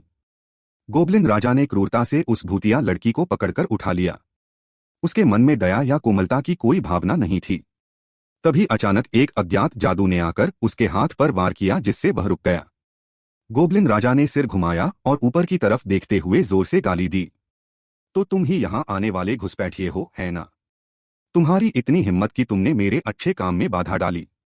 इस समय मेरे होठों से एक दबी हुई हंसी गिगल छूट पड़ी। मुझे पता था कि तुम गोबलिन राजा बेहद दुष्ट हो, लेकिन मैंने यह नहीं सोचा था कि तुम इस हद तक गिर जाओगे कि इंसानों को बलि के रूप में इस्तेमाल करने लगोगे। खैर, इन सब बातों से मेरा कोई लेना देना नहीं है, क्योंकि बहुत जल्द वह मेरे लिए पोषण नरिशमेंट बनने जा रहा है। गोबलिन राजा गुस्से में उस कमबख्त घुसपैठिए को कोस रहा था, लेकिन मैंने उसका मजाक उड़ाते हुए कहा कि वह अब और ज्यादा न चिल्लाए। तुम्हारी यह हालत देखकर तुम दूर दूर तक कहीं से भी राजा नहीं लगते। गोबलिन राजा अब पूरी तरह से आग बबूला हो चुका था। वह मुझे जिंदा चीर देने के लिए तैयार हो गया। उसकी इस धमकी के सामने मैं डरा नहीं बल्कि मुस्कुरा दिया। अगर तुम में हिम्मत है तो जरा कोशिश करके देखो। और वहीं पास में खड़ी वह भूतिया लड़की इस नज़ारे को देखकर थोड़ी हैरान थी। अब जाकर उसे इस बात का एहसास हुआ कि शायद उसे बचा लिया गया है, लेकिन उसके मन में तुरंत ही वहां से भागने का विचार आया। इस समय स्थिति काफी अराजक और भ्रम से भरी थी। वह बहती गंगा में हाथ धो सकती थी, मौके का फायदा उठा सकती थी। इसके बाद उसने इस बात की कोई परवाह नहीं की कि एक राजकुमारी का व्यवहार कैसा होना चाहिए। वह तुरंत मुड़ी और वहां से भाग खड़ी हुई। गोबलिन राजा ने अपना बड़ा सा हाथ हवा में लहराया। एक गहरे लाल रंग का जादू उसके हाथ पर इकट्ठा होने लगा। वह चिल्लाया, ओ मृत्यु पर शासन करने वाले शैतान, मुझे अपनी शक्ति प्रदान करो। उसकी इस बात ने मुझे थोड़ा चौंका दिया। मृत्यु पर शासन करने वाला शैतान? मुझे धुंधला सा कुछ याद आ रहा था।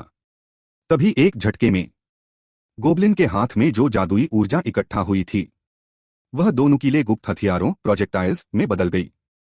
वे दोनों गुप्त हथियार मानो किसी ट्रैकिंग सिस्टम से लैस थे।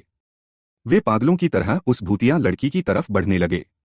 ठीक उसी पल उस लड़की का पैर गलती से जमीन पर बने एक गड्ढे में फंस गया, और अब वह सिर्फ जमीन पर लेटे रहने के अलावा कुछ नहीं कर सकती थी। वह चुपचाप गोबलिन राजा के उस हमले के खुद पर गिरने का इंतजार करने लगी।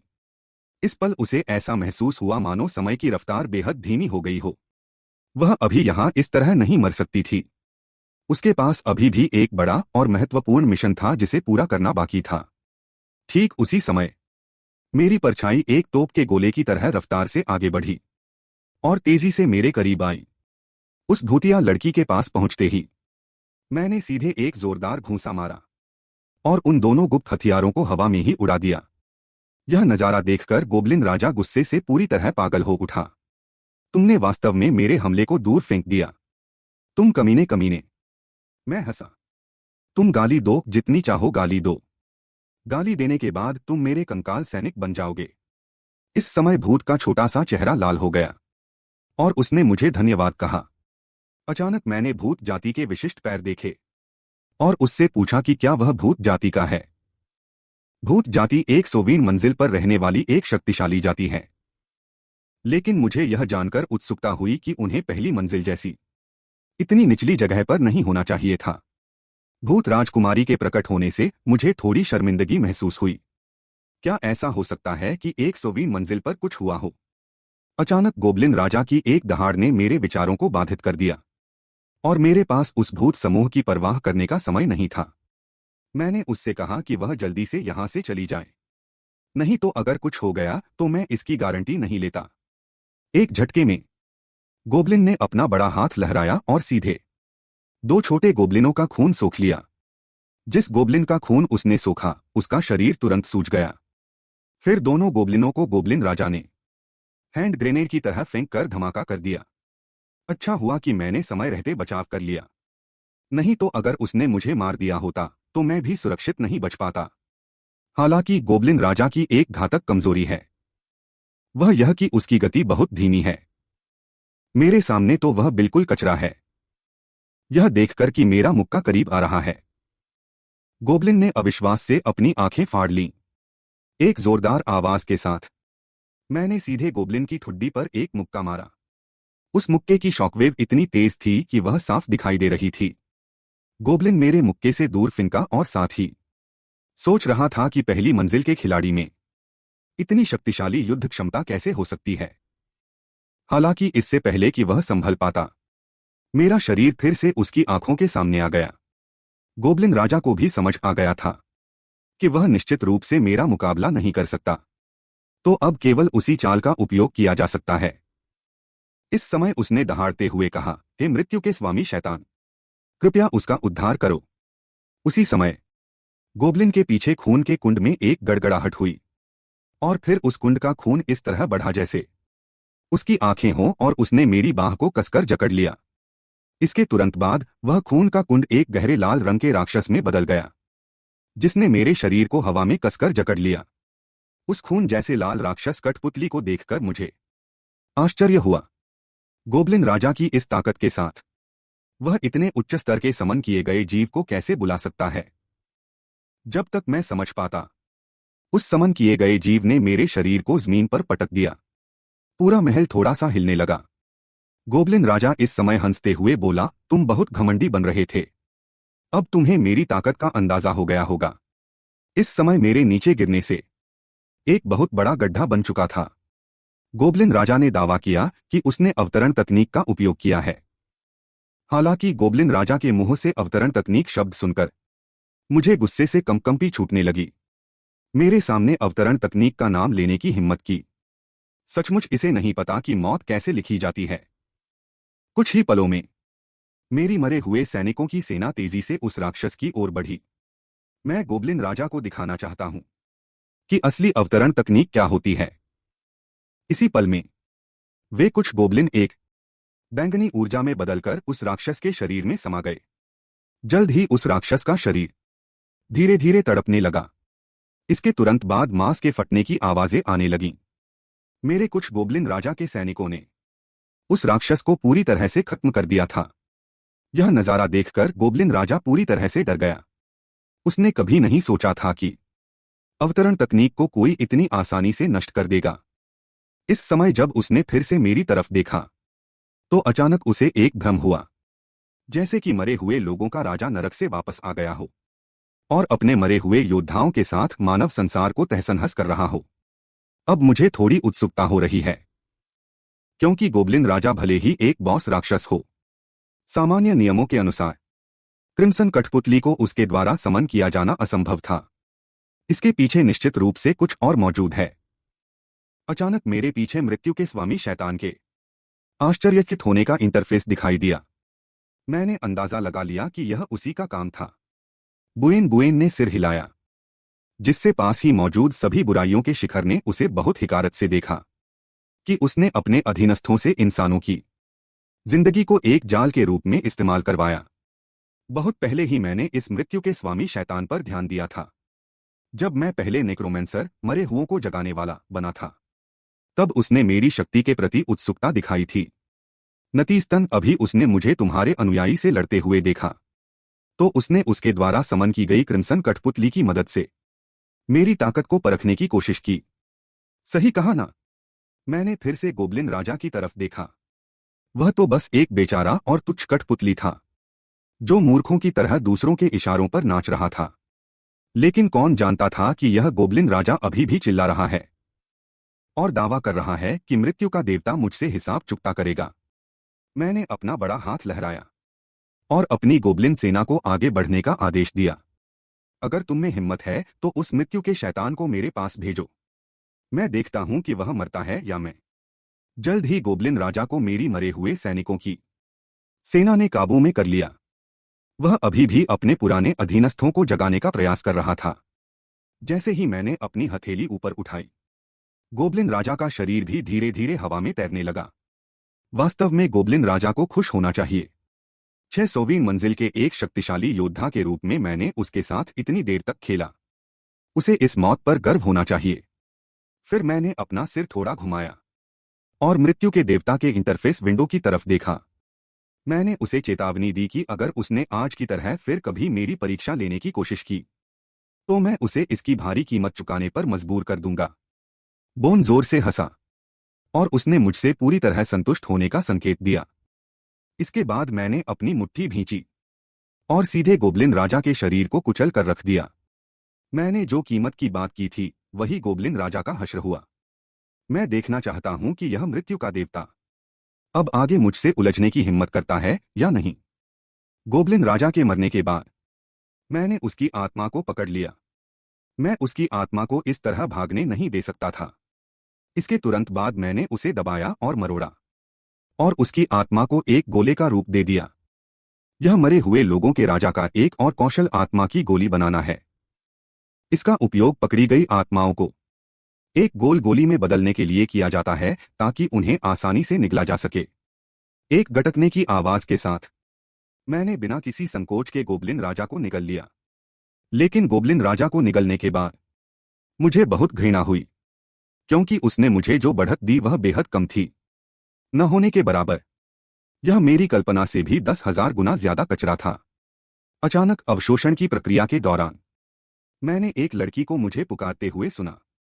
मैंने अपना सिर घुमाकर देखा तो पता चला कि यह वही भूत थी जो अभी मिली थी।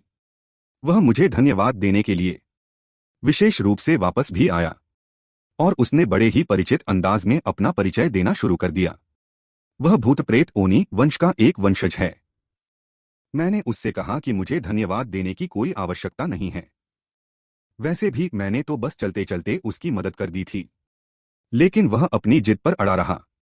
वह फिर भी मेरी जान बचाने के उपकार का बदला चुकाना चाहता था। इसने मेरी रुचि को और बढ़ा दिया। क्या उसे डर नहीं था कि मैं कोई बेहद दुष्ट व्यक्ति हो सकता हूं? लेकिन कौन जानता था कि उसकी अगली बात मुझे थोड़ा हैरान कर देगी, क्योंकि उसने कहा कि अगर मैंने उस समय उसे चोट पहुंचाई होती, तो वह मुझसे बदला लेने के लिए दोबारा आता। मैंने एक ठंडी आह भरी। आखिरकार वह भूत प्रेत वंश का ही है, जो केवल नफरत और एहसानों को अपने दिल में रखना जानते हैं। इसके बाद मैं सीढ़ियों पर बैठ गया और उससे बातें करने लगा। मैंने उससे पूछा कि आखिर 100वीं मंजिल पर क्या हुआ था और तुम जैसे भूत प्रेत पहली मंजिल पर क्यों दिखाई दिए हो। लेकिन उसके अगले जवाब ने मुझे 2.5 सेकंड के लिए फिर से हैरान कर दिया। पता चला कि भूत प्रेत वंश 100वीं मंजिल पर बेहद शक्तिशाली था, जिससे दूसरे लोग उनसे जलने लगे थे। इसलिए सबने मिलकर भूत प्रेत वंश को खत्म कर दिया और केवल वही अकेला बचकर भाग पाया। मैंने थोड़ा खांसते हुए गला साफ किया।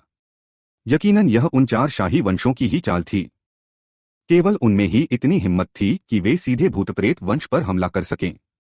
वे तथाकथित 4 शाही वंश हैं: महाबली योद्धाओं का विशालकाय जायंट वंश, जादुई शक्तियों से भरपूर ड्रैगन वंश, दानवी ऊर्जा पर राज करने वाला दानव डेमन वंश और ईश्वरीय दंड के पंखों वाला देव एंजेल वंश।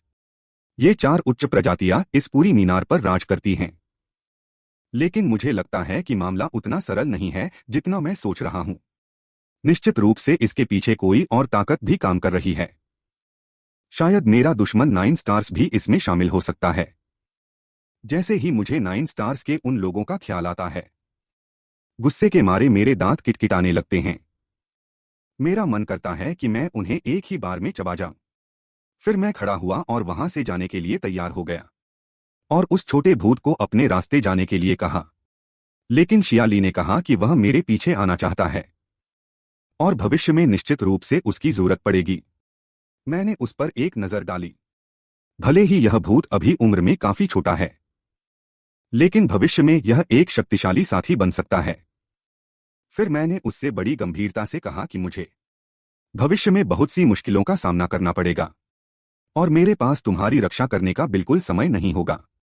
लेकिन शियाली को इसकी कोई चिंता नहीं थी। वह अपनी रक्षा खुद कर सकता है। लेकिन मेरी बात सुनकर वह अचानक ठिठक गया, क्योंकि मैंने कहा कि अभी कुछ देर पहले ही तुम किसी के जाल में फंसने वाले थे। क्या तुम्हें ऐसी बात कहते हुए शर्म नहीं आती?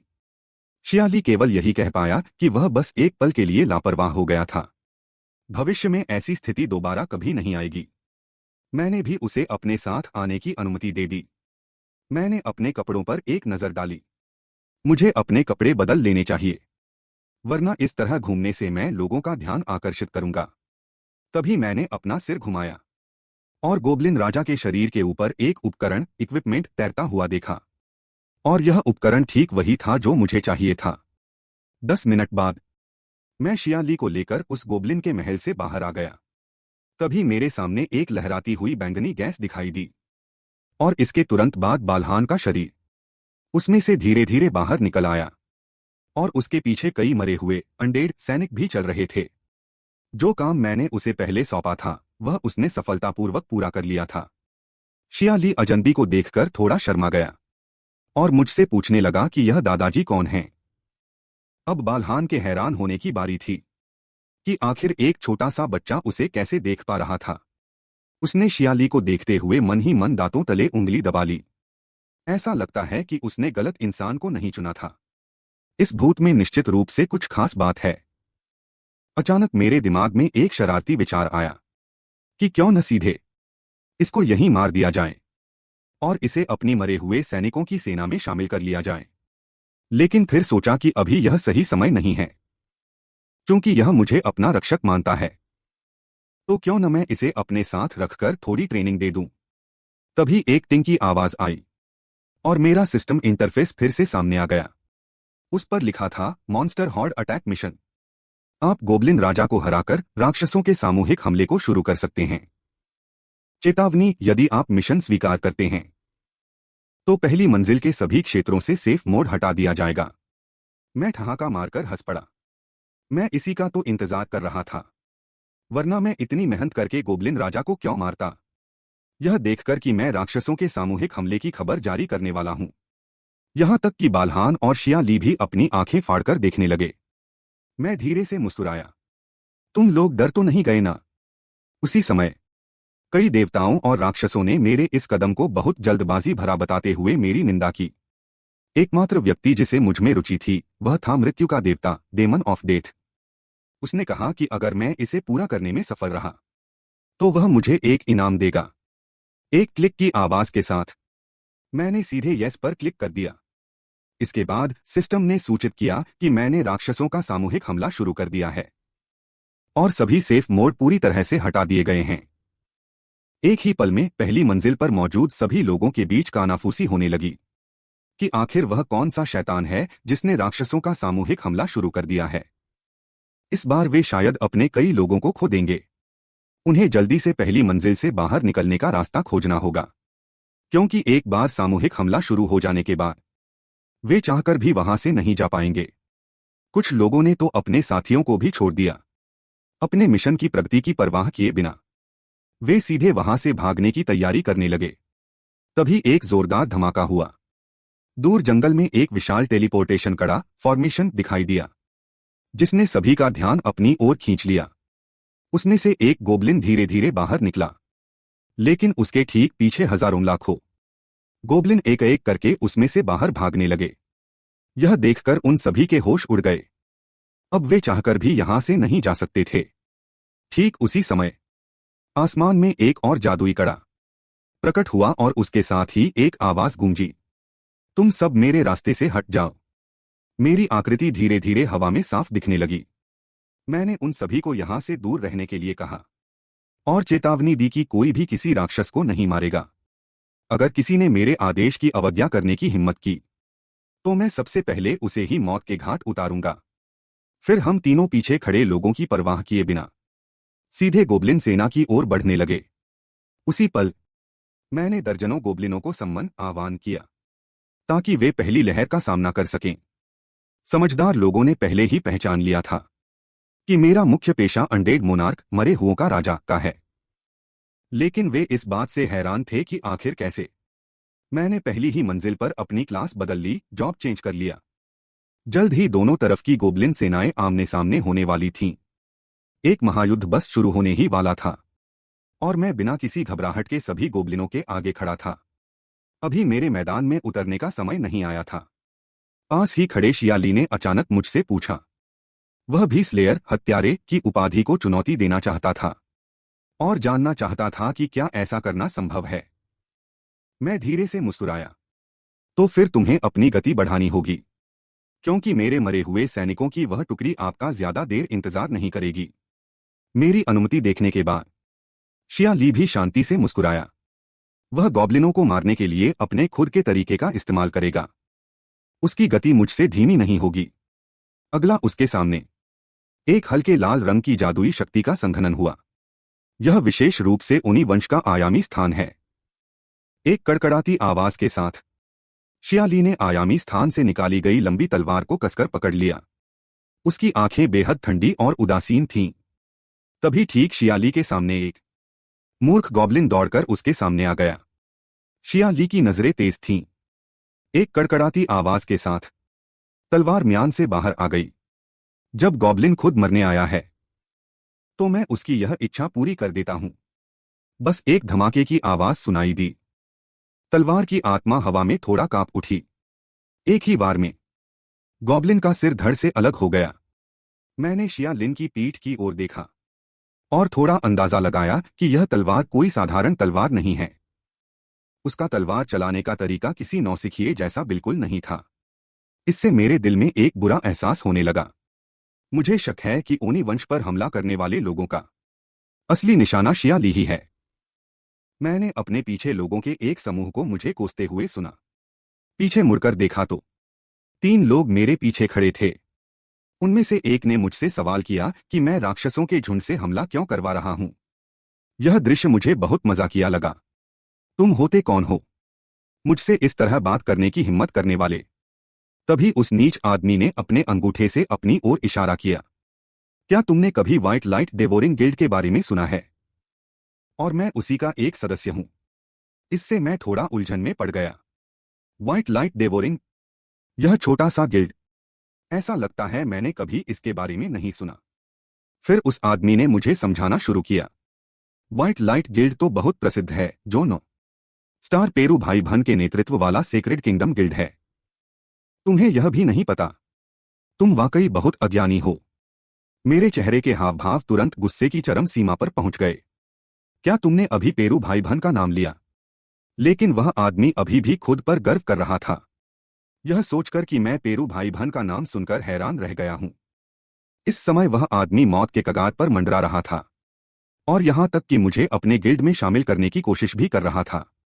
अगले ही पल एक गॉब्लिन अचानक उसके पीछे आ गया और उसके पंजे धीरे धीरे उसकी गर्दन की तरफ बढ़ने लगे। मैं सोच ही रहा था कि स्वर्ग का सीधा रास्ता छोड़कर तुम बिना दरवाजे के नरक में खुद चले आए हो। मुझे ठीक उन दोनों के बारे में सुराग चाहिए था और वह खुद चलकर आ गया। मैंने उसकी गर्दन पर तलवार रख दी और उसे हिलने डुलने न देने की चेतावनी दी। जब मैं अपना काम खत्म कर लूंगा तो मैं तुमसे अच्छे से बात करूंगा। उस आदमी के पीछे खड़े 2 साथी अभी भी अपनी मौत से बेखबर चिल्ला रहे थे। उन्हें अपनी स्थिति का बिल्कुल अंदाजा नहीं था कि वे नुकसान की स्थिति में हैं। मुझे इन छोटे लोगों पर ध्यान देने का बिल्कुल मन नहीं था। मैंने गॉब्लिन से कहा कि पहले उस आदमी को छोड़ दे, वरना अगर उसका दम घुट गया तो अच्छा नहीं होगा। उस आदमी को छोड़ने के बाद मैं मुड़ा और गॉब्लिन सेना की ओर बढ़ गया। इस समय तक वह आदमी मुझसे पूरी तरह डर चुका था। वह केवल यही सोच रहा था कि कैसे जल्दी से यहां से भाग निकले। दूसरी ओर गॉब्लिन के युद्ध के मैदान में एक भीषण और भयंकर लड़ाई छिड़ चुकी थी और शुरुआत में दोनों पक्ष बराबर लग रहे थे। आखिरकार मेरी तरफ से कम लोग बहुत सारों से लड़ रहे थे। तेज नजर वाले गॉब्लिनों ने आसमान में आकृतियों को देखा और अपने साथियों को भी वहां देखने के लिए कहा। आसमान में देखा कि मैं और बलखान तेजी से उनकी ओर बढ़ रहे थे। मेरे हाथ में तलवार पूरी तरह तैयार थी और दूसरी ओर बलखान के हाथ की ऊर्जा का गोला भी छोड़े जाने के लिए तैयार था। एक जोरदार धमाके के साथ हम दोनों का हमला सीधे नीचे गिरा। एक ही पल में गॉब्लिन सेना का एक बड़ा हिस्सा मारा गया और घायल हो गया। लेकिन यह तो बस पहला ही वार था। पीछे के गॉब्लिनों ने जल्दी ही हम सबको घेर लिया। इसने मुझे बहुत समय पहले की उस रोमांचक भावना का एहसास कराया। मैंने बलखान को मरे हुए सैनिकों की सेना को नियंत्रित करने के लिए कहा, क्योंकि मैं खुद इस लड़ाई में उतरना चाहता था। हम दोनों ने एक साथ जागो शब्द चिल्लाया। तुरंत ही वे गॉब्लिन जिन्हें हमने अभी अभी मारा था, पलक झपकते ही हमारी सेना में बदल गए। इन गॉब्लिनों का विकास नहीं हुआ था। फिलहाल ये केवल साधारण निचले स्तर के सैनिक थे, लेकिन इसके बावजूद कंकाल सैनिकों की बड़ी संख्या के फायदे से वे कुछ गॉब्लिनों को खत्म कर सकते थे। सब कुछ तैयार हो जाने के बाद मैं भी युद्ध के मैदान में शामिल होने के लिए तैयार हो गया। जाने से पहले मैंने बलखान को यह निर्देश भी दिया कि सभी मरे हुए गॉब्लिनों को मेरी मरे हुए सैनिकों की सेना में बदल देना। एक तेज छलांग के साथ मेरा शरीर बिजली की तरह तेजी से आगे बढ़ा। चलो अब मैं तुम गॉब्लिनों के साथ अच्छे से खेलता हूं।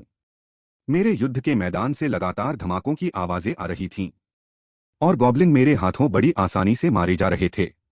तलवार के एक साधारण वार से ऐसा लगा जैसे 4-5 तलवारों की रोशनी गॉब्लिनों के जीवन को काट रही हो। इसी बीच शिया ली की तरफ भी लड़ाई जोरों पर थी, लेकिन उसके हमले की गति आखिरकार बहुत धीमी थी। उसके सामने 3 और गॉब्लिन आ गए। शिया ली के माथे पर पसीना आ गया। ये गॉब्लिन वाकई बहुत ज्यादा हैं। वह उन्हें पूरी तरह खत्म नहीं कर पा रहा था। ठीक उसी समय एक चालाक गॉब्लिन ने पीछे से हमला करने की कोशिश की। एक तेज आवाज के साथ शिया ली की पीठ पर गॉब्लिन ने सीधे खरोंच मारकर खून का निशान बना दिया। शिया ली दर्द से कराह उठा, लेकिन फिर भी उसने इस हमले का दर्द बर्दाश्त कर लिया। उस गांव की तबाही की तुलना में जो पहले हुई थी, उसकी यह चोट कुछ भी नहीं थी। फिर उसने मुड़कर एक जोरदार किक मारी और तुरंत वापस सामने के गॉब्लिनों की ओर मुड़ा और तलवार से वार किया। उसने लगातार 2 गॉब्लिनों को मार गिराया, लेकिन उसकी ताकत बस यहीं तक सीमित थी। जल्द ही उसमें थकान के लक्षण दिखने लगे। अचानक उसकी आंखें फटी की फटी रह गईं। उसके पीछे एक बहुत बड़ा धमाका हुआ। जब उसने पीछे मुड़कर देखा तो उसने देखा कि मैं लगातार राक्षसों को मार रहा हूं और मेरा हर वार और भी भयानक होता जा रहा है। वह बहुत हैरान था कि मुझ जैसा एक पहले स्तर का खिलाड़ी इतना शक्तिशाली कैसे हो सकता है। इसी विश्वास के साथ वह धीरे धीरे खड़ा हुआ। अगर वह हमेशा ऐसा ही रहा तो पता नहीं कब वह बाहर जाकर अपना बदला ले पाएगा। उसे जितनी जल्दी हो सके शक्तिशाली बनना ही होगा। जब उसका ध्यान थोड़ा भटका था, तब एक और गॉब्लिन ने उस पर हमला कर दिया। अच्छा हुआ कि बलखान समय पर बचाने आ गया, अन्यथा जिया ली जीवित बच पाता या नहीं, यह कहना वास्तव में कठिन होता। वह यह जानने के लिए बहुत उत्सुक था कि बलखान उसकी मदद क्यों कर रहा है। मन में संदेह और संशय था। क्या वह उसके शरीर से कुछ हासिल करना चाहता था? वास्तव में वह खुद भी यह बात नहीं जानता था, क्योंकि वह तो बस मेरी व्यवस्था, आदेश का पालन कर रहा था। जिया ली हैरान रह गया। तो असल में पूरी रात मैं ही उसकी रक्षा कर रहा था। अगले ही पल जिया ली की छाती के पास एक भंवर दिखाई दिया। वह मन ही मन सोच रहा था कि उसे मेरा यह उपकार जरूर चुकाना होगा। इसके बाद उसने एक भूतिया चेहरा वाला मुखौटा निकाला जो उसकी हथेली पर तैरने लगा। इस मुखौटे को पहनने के बाद वह पूरी तरह से एक अलग इंसान बन जाएगा। एक जोरदार दहाड़ के साथ उसके शरीर की ऊर्जा अचानक फूट पड़ी। यहां तक कि मुझे भी यह काफी बढ़ा चढ़ाकर लगा। जिया ली ने बस अपना सिर थोड़ा सा ऊपर उठाया और उतने से ही गॉब्लिन इतना डर गया कि उसे ठंडा पसीना आने लगा। जिया ली की परछाई आग की लपटों की तरह ओझल और प्रकट हो रही थी। पलक झपकते ही वह गॉब्लिन के पीछे पहुंच गया। एक ही झटके में flying swallow returning to nest तकनीक का इस्तेमाल कर उसने सीधे 10 से अधिक गॉब्लिनों का काम तमाम कर दिया। यह अभी खत्म नहीं हुआ था। एक बड़े कदम के साथ वह 100 मीटर दूर से दूसरी दिशा में पहुंच गया। लड़ाई की सटीक स्थिति मुझे नहीं पता थी। मुझे तो बस तलवारों के टकराने की लगातार आवाजें सुनाई दे रही थीं। लगता है कि जैसा मैंने सोचा था ठीक वैसा ही हुआ। जिया ली का पीछा किए जाने का कारण केवल उसके पास मौजूद वह शैतानी मुखौटा और तलवार थी। लेकिन मासूम जिया ली को शायद इस बात का अंदाजा नहीं था, और मेरा भी उसे अभी यह बताने का कोई इरादा नहीं था। गॉब्लिनों के झुंड के हमले में अब आखिरी 1 मिनट बचा था। तीनों की आकृतियां ताई पर्वत की तरह अविनाशी लग रही थीं, जिन्हें हिलाया नहीं जा सकता था। टेलीपोर्टेशन एरे का मुहाना धीरे धीरे छोटा होता गया, और बाहर आने के लिए अब केवल आखिरी गॉब्लिन बचा था। इससे मुझे बहुत खुशी हुई। इतने लंबे समय से चल रही लड़ाई आखिरकार खत्म होने वाली थी। तभी मैंने एक उड़ता हुआ चाकू फेंका, जो सीधे गॉब्लिन के दिल के आर पार हो गया। सिस्टम स्क्रीन सामने आई। बधाई हो, हमने राक्षसों के झुंड के हमले को सफलतापूर्वक रोक दिया है। मिशन पूरा होने के बाद जिया ली ने अपने भूतिया मुखौटे वाले मोड़ को हटा दिया।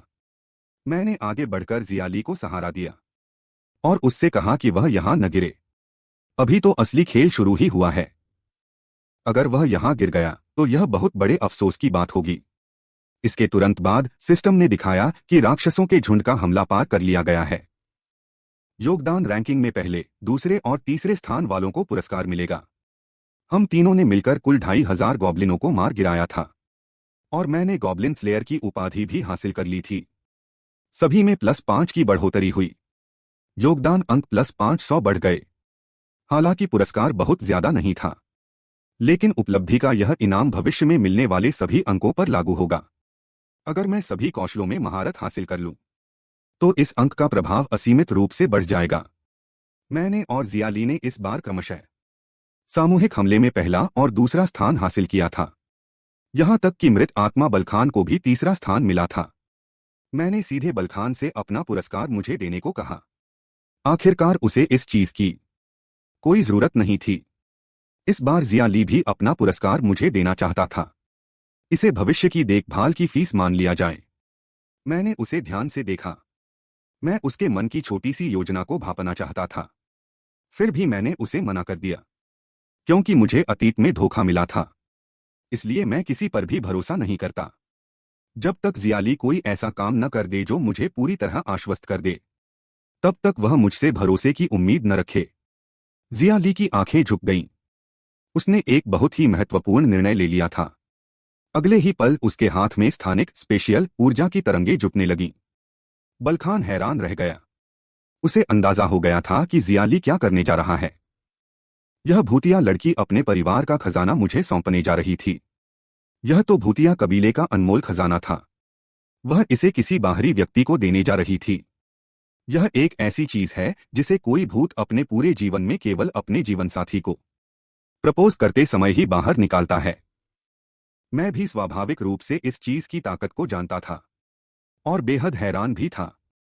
जिया ली ने दृढ़ता से कहा कि वह मुझे कभी धोखा नहीं देगा, और साथ ही यह उसकी जान बचाने का उपकार चुकाने के लिए भी था, और वह अपने साथियों का बदला लेने के लिए सोबीन मंजिल पर वापस जाना चाहता था।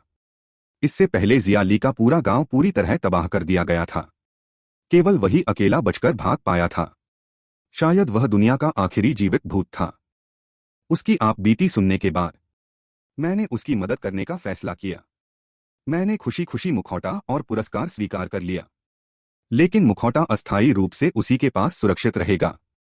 यह सुनकर जिया ली खुशी से मुस्कुराया, और उसने मुझे प्यार से भैया, ब्रदर कहकर पुकारा। जब मैंने भैया सुना तो मुझे थोड़ा अजीब लगा, लेकिन ठीक है, वह जो चाहे बुला सकता है। अगले ही पल मैंने अपना हाथ उठाया और तीनों पुरस्कारों को हवा में उछाल दिया। एक तेज आवाज के साथ वे सीधे हवा में ही फट गए। पहला पुरस्कार जादुई अंगूठी। जो जादुई शक्ति मना को 5 अंक बढ़ा सकती है और जादुई शक्ति की खपत को 10% कम कर सकती है। दूसरा पुरस्कार जादुई झुमके। इसके गुण भी पिछले वाले के समान ही थे। तीसरा पुरस्कार जादुई हार, जो जादुई शक्ति में 5 अंक जोड़ने के साथ साथ उसकी खपत को 20% कम करता है। मैं इन उपकरणों से बहुत संतुष्ट था। एक नेक्रोमेंसर के लिए इससे बेहतर उपकरण और कोई नहीं हो सकते थे। इसके बाद मैंने आसमान की तरफ देखा और कहा, तुम कब तक चुप रहने का इरादा रखते हो? मृत्यु पर नियंत्रण रखने वाले राक्षस का चैट बॉक्स अचानक सामने आया। वह मुझसे एकांत में बात करना चाहता था। इसके बाद हम एक सुनसान सराय पब में आ गए। मैंने उससे कहा कि जो भी बकवास है जल्दी बको। अगले ही पल मेज पर स्थानिक ऊर्जा की एक प्रकाश किरण दिखाई दी। मृत्यु के देवता राक्षस ने मुझे एक अंगूठी भेंट की। अचानक मेरी आंखें फटी की फटी रह गईं। मुझे एहसास हुआ कि यह अंगूठी बेहद असाधारण थी। मैंने नहीं सोचा था कि इस अंगूठी के भीतर वास्तव में राक्षसी ऊर्जा, डीमोनिक एनर्जी समाहित थी। बलखान राक्षसी ऊर्जा के बारे में अच्छी समझ रखता था। इस टावर को पार करने की दुनिया में राक्षसी ऊर्जा एक दुर्लभ चीज है। राक्षसी ऊर्जा केवल 4 महान शाही परिवारों के राक्षसों के पास ही होती है। इस अंगूठी के स्तर का पता नहीं लगाया जा सकता था, लेकिन इसे पहनने के बाद कोई भी सीधे राक्षसी ऊर्जा का उपयोग कर सकता था। आम लोग राक्षसी ऊर्जा का एक अंश पाने के लिए भी अपनी आत्मा को बेचकर राक्षसों के गुलाम बनने को तैयार रहते हैं। सिस्टम पैनल सबसे नीचे दिखाई दिया, जिसमें राक्षसी ऊर्जा का मान 10 अंक दिखाई दे रहा था। तभी मृत्यु के देवता ने दोस्ती का हाथ बढ़ाते हुए मुझसे हाथ मिलाने का इशारा किया। यह देखकर कि सामने वाला इस हद तक झुक गया है, मैंने भी उसकी पिछली गड़बड़ियों को भुला देने का फैसला किया। तभी मेज के कोने पर मौजूद सभी बुराइयों के शिखर, पिनेकल ऑफ ऑल इविल के चेहरे पर ईर्ष्या और गुस्सा साफ दिख रहा था। मैंने उससे कहा, अगर तुम मुझसे हाथ मिलाना चाहते हो तो तुम्हें मुझे कुछ फायदा देना होगा। सभी बुराइयों का शिखर असमंजस में पड़ गया। उसने सब कुछ छान मारा लेकिन उसे कोई ढंग की चीज नहीं मिली। आगे बढ़कर मैंने उससे कहा कि वह अब नौटंकी बंद करे और हमें थोड़ी देर शांति से रहने दे। मेरी एक ही बात ने सभी बुराइयों के शिखर को पूरी तरह से चुप और उदास कर दिया। अचानक उसे कुछ याद आया। उसने कहा कि वह मुझे पूरा करने के लिए एक मिशन सौंपना चाहता है। जैसे ही मैंने मिशन के बारे में सुना, मैं हैरानी के मारे सीधे खड़ा हो गया। इस समय मेरे पास सबसे ज्यादा कमी मिशन की है। यहां तक कि बालखान के चेहरे पर भी उत्साह साफ दिख रहा था। अगर यह शैतान द्वारा दिया गया मिशन है तो इसका इनाम निश्चित रूप से बहुत शानदार होगा। मेरे चेहरे पर गर्व का भाव था। चूंकि वह इतनी ईमानदारी दिखा रहा है तो मैं उसकी बात मान लेता हूं। लेकिन यह प्रतिक्रिया वैसी बिल्कुल नहीं थी जैसी उसने उम्मीद की थी। इसी समय बाल का मिशन आ गया। एक सोवीन मंजिल पर प्रवेश करने से पहले यह शर्त थी कि मेरा नाम या उपनाम पूरी दुनिया में मशहूर हो जाए। हालांकि इनाम बहुत बड़ा है, लेकिन अगर मैं असफल रहा तो मुझे उसका दूत बनना पड़ेगा। लेकिन इसके बावजूद मैं इस अवसर को हाथ से नहीं जाने दे सकता। मैंने खुशी खुशी मिशन स्वीकार कर लिया। सभी बुराइयों के शिखर, एविल ऑफ ऑल एविल्स, ने मेरा हाथ पकड़ा और खुशी से खिलखिला उठा। अब मुझे पारिस्थितिकी, इकोलॉजी को पकड़ने जाना है ताकि 9 स्टार भाई बहनों के बारे में सुराग निकलवाया जा सके। इससे पहले जब वह भाग रहा था तब मैंने उसके पीछे एक भूत भेजा था। खान ने तुरंत कहा कि वह उसे अभी पकड़ने जा रहा है। अगर वह बहुत दूर निकल गया तो मुश्किल हो जाएगी। कुछ ही देर में बालखान ने पारिस्थितिकी, इकोलॉजी को पकड़ लिया और उसने मुंह खोलकर कहा, ओए लड़के, तुम चुपचाप यहीं पर मेरे मालिक के आने का इंतजार करो, वरना मैं तुम्हें यहीं ढेर कर दूंगा।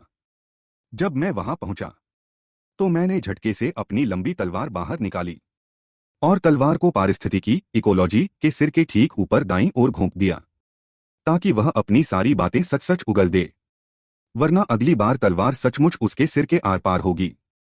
10 मिनट बाद मैंने उसे जाने दिया। यह लड़का समझदार निकला। मुझे उम्मीद नहीं थी कि पवित्र राज्य, होली किंगडम के अंतर्गत आने वाले गिल्ड गठबंधन ने कई छोटे गिल्डों की ताकतों को इकट्ठा कर लिया है। अगर उन सभी को पूरी तरह से कुचलना है तो अभी काफी काम करना बाकी है। जब मेरी ताकत काफी बढ़ जाएगी तब मैं 9 स्टार भाई बहनों को चुनौती देने जाऊंगा और इसी बहाने बाल का मिशन भी पूरा हो जाएगा। फिलहाल हमें सबसे पहले 10वीं मंजिल तक पहुंचना होगा। दूसरी मंजिल के प्रवेश द्वार पर कुछ लोग अभी भी हमारे बारे में बात कर रहे थे कि हमारा युद्ध गीत बेअसर है। इसी सामूहिक हमले के समय हम तीनों भी ठीक दूसरी मंजिल पर टेलीपोर्ट हो गए। इसे देखकर उन लोगों की आंखें फटी की फटी रह गईं। वे बेहद हैरान थे, क्योंकि मैंने अपने चेहरे पर नीचे से मिला हुआ भूतों वाला मुखौटा पहन रखा था। वह भीड़ तुरंत दौड़कर आई और पूछने लगी मेरा नाम और यह कि क्या मैं किसी गिल्ड में शामिल हुआ हूं। मैंने सोचा कि सदाको और इस नाम से मुझे सिर्फ परेशानी ही होगी, इसलिए मैंने भूतिया मुखौटे गोस्ट फेस के नाम से ही 120 मंजिल के टॉवर तक जाने का फैसला किया। दूसरी मंजिल पर कदम रखते ही हम पर दूसरी मंजिल के लोगों ने हमला कर दिया। इस बात की पूरी संभावना है कि वे धरती पर कोई अपराध करने के बाद छिपने के लिए इस टॉवर में भाग आए हों, और मेरा उद्देश्य भी यही था कि वे मुझे गलत समझें ताकि मैं अपनी असली पहचान छिपा सकूं। इसके बाद हमने चालू किया टेलीपोर्टेशन फॉर्मेशन और हम वहां से चले गए। हम अभी मॉन्स्टर जोन राक्षसों के इलाके में पहुंचे ही थे कि हमें टॉवर द्वारा जारी किया गया मिशन मिल गया, 10 गोबलिन और गोबलिन योद्धाओं को मारना ताकि अगली मंजिल पर जाया जा सके। मैंने एक सरसरी निगाह डाली। मिशन काफी आसान लग रहा था, इसलिए मैंने बालखान की तरफ देखकर चुटकी बजाई। इतना आसान मिशन है तो यह काम मैं तुम्हें सौंपता हूं। बालखान के पसीने छूट गए। वह समझ गया कि मैं चाहता हूं कि वह गोबलिन को जिंदा पकड़े और वापस लाए ताकि हम उन्हें मार सकें। मैंने अपनी गर्दन घुमाकर उससे कहा अगर तुम भी डेमोनिक एनर्जी राक्षसी ऊर्जा के जादुई रूप को देखना चाहते हो तो जल्दी से जाओ और तुरंत वापस आओ। साथ ही शर्लिन के लिए भी कुछ पकड़ लाना। बालखान अवाक रह गया। उसे उम्मीद नहीं थी कि मैं उसे काम पर लगाने के लिए डेमोनिक एनर्जी रिंग राक्षसी ऊर्जा की अंगूठी का लालच दूंगा। शर्लिन के मन में दया भाव जाग उठा, लेकिन मैंने उसकी तरफ बिल्कुल ध्यान नहीं दिया। अगर वह संतुष्ट नहीं है तो वह बालखान की जगह खुद मॉन्स्टर पकड़ने जा सकती है। इसके बाद शर्लिन कुछ नहीं बोली और चुपचाप मेरे पीछे खड़ी हो गई। असल में वह भी मॉन्स्टर पकड़ने नहीं जाना चाहती थी। इस समय मेरा दिल बहुत तेजी से धड़क रहा था।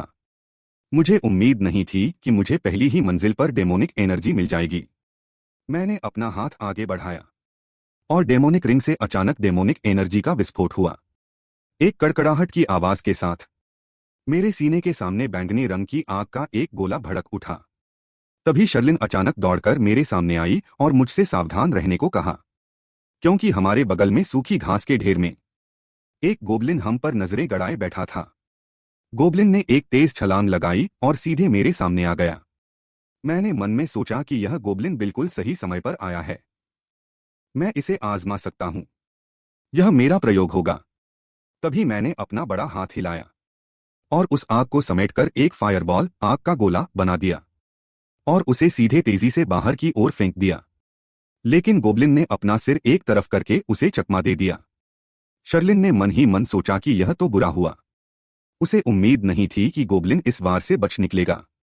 मैंने एक ठंडी मुस्कान बिखेरी। इस तरह के हमले में सीधे निशाने पर लगना जरूरी नहीं होता। अचानक गोबलिन का बायां कंधा चटक कर टूट गया और नीचे गिर गया। मैंने समझाते हुए कहा कि डेमोनिक एनर्जी एक हिंसक ताकत है। जो इसके लायक नहीं है वे इस ताकत को बर्दाश्त नहीं कर सकते। इसके बाद मैंने गोबलिन को पकड़ लिया। उसकी आत्मा को डेमोनिक एनर्जी के साथ मिला दिया। दोनों ताकतें मिलकर एक ताईजी का रूप ले लीं और लगातार गोल गोल घूमने लगीं। लेकिन मुझे एहसास हुआ कि यह गोबलिन डेमोनिक एनर्जी को बिल्कुल सहन नहीं कर पा रहा है। इसलिए मुझे डेमोनिक एनर्जी की तीव्रता को कम करना पड़ा। आखिरकार एक बिल्कुल नई प्रजाति का गोबलिन पैदा हुआ। उसका पूरा शरीर डेमोनिक एनर्जी की ताकत से भरा हुआ था। अभी कुछ देर पहले जब मैं लगभग असफल होने वाला था तब शर्लिन काफी समय तक चिंतित रही थी। शुक्र है कि आखिरकार यह सफल रहा। असल में डेमन रेस राक्षस जाति के अलावा अन्य जातियों को डेमोनिक एनर्जी छूने का मौका नहीं मिलता, इसलिए उन्हें बिल्कुल अंदाजा नहीं है कि डेमोनिक एनर्जी से ताकत को नियंत्रित करना इतना आसान है। अचानक हमारे कानों में बालखान के हैरान होने की आवाज आई। उसे उम्मीद नहीं थी कि यह डेमोनिक एनर्जी का चमत्कार है। यह सचमुच बहुत शानदार है। फिर उसने खड़े होकर कहा, डेमोनिक एनर्जी के मिलन से बने इस मरे हुए सैनिक अंडरडेड सोल्जर को क्यों न हम डेमन सोल सोल्जर, राक्षसी आत्मा सैनिक कहें। हालांकि यह नाम एक अच्छा नाम है, लेकिन मेरे दिमाग में एक सवाल कौंधा। अगर हर बार इसी तरह के मिलन की प्रक्रिया से डेमोनिक एनर्जी को डालना पड़ा तो यह बेहद झंझट भरा काम होगा। इसके बाद मैंने फिर से बालखान की तरफ देखा। शायद मैं उसे एक माध्यम बनाकर डेमन सोल सोल्जर को बुला सकता हूं। मैं बालखान के पास गया और उसे गुरु कहकर पुकारा। नेक्रोमेंसी, मरे हुए जीवों को बुलाने के मामले में गुरु की क्षमता मुझसे कहीं ज्यादा बेहतर है। मेरी इस तारीफ ने बालखान को बहुत शर्मिंदा कर दिया। ऐसा लगता है कि तुम आखिरकार अपने गुरु का सम्मान करना सीख गए हो।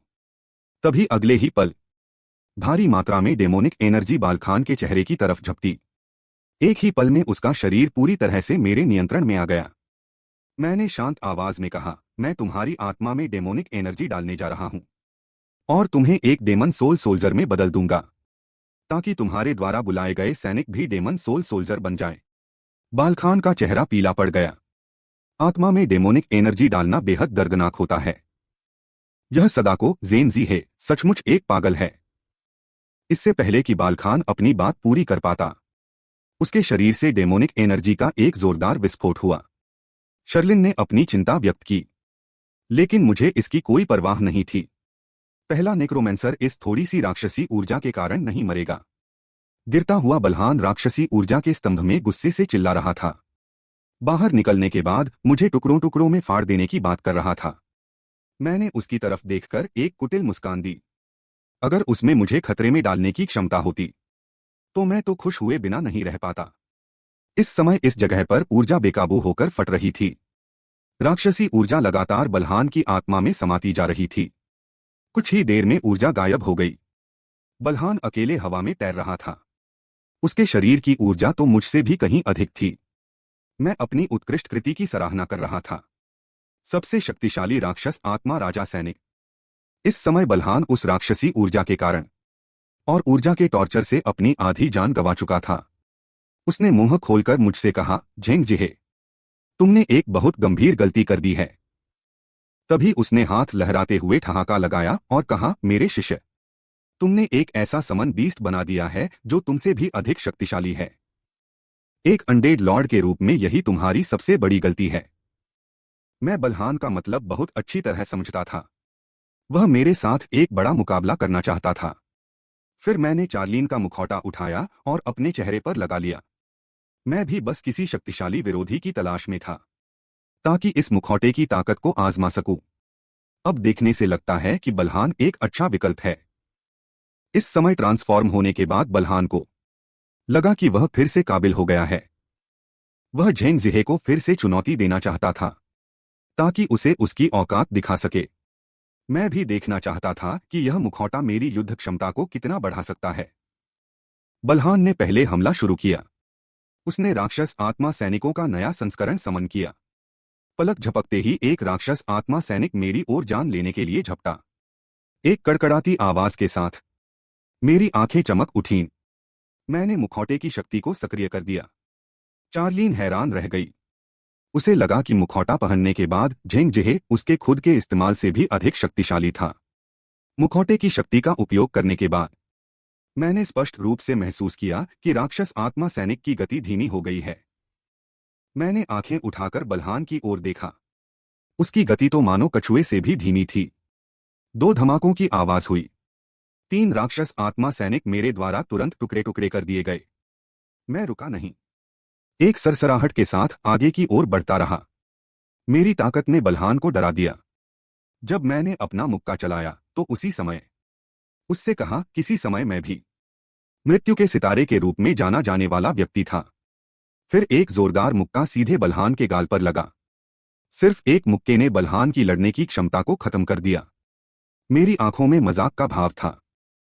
इस पहली पीढ़ी के नेक्रोमेंसर को चुपचाप मेरी आज्ञा का पालन करना चाहिए। एक जोरदार धमाके के साथ बलहान का शरीर जमीन से टकराया और एक भारी आवाज गूंज उठी।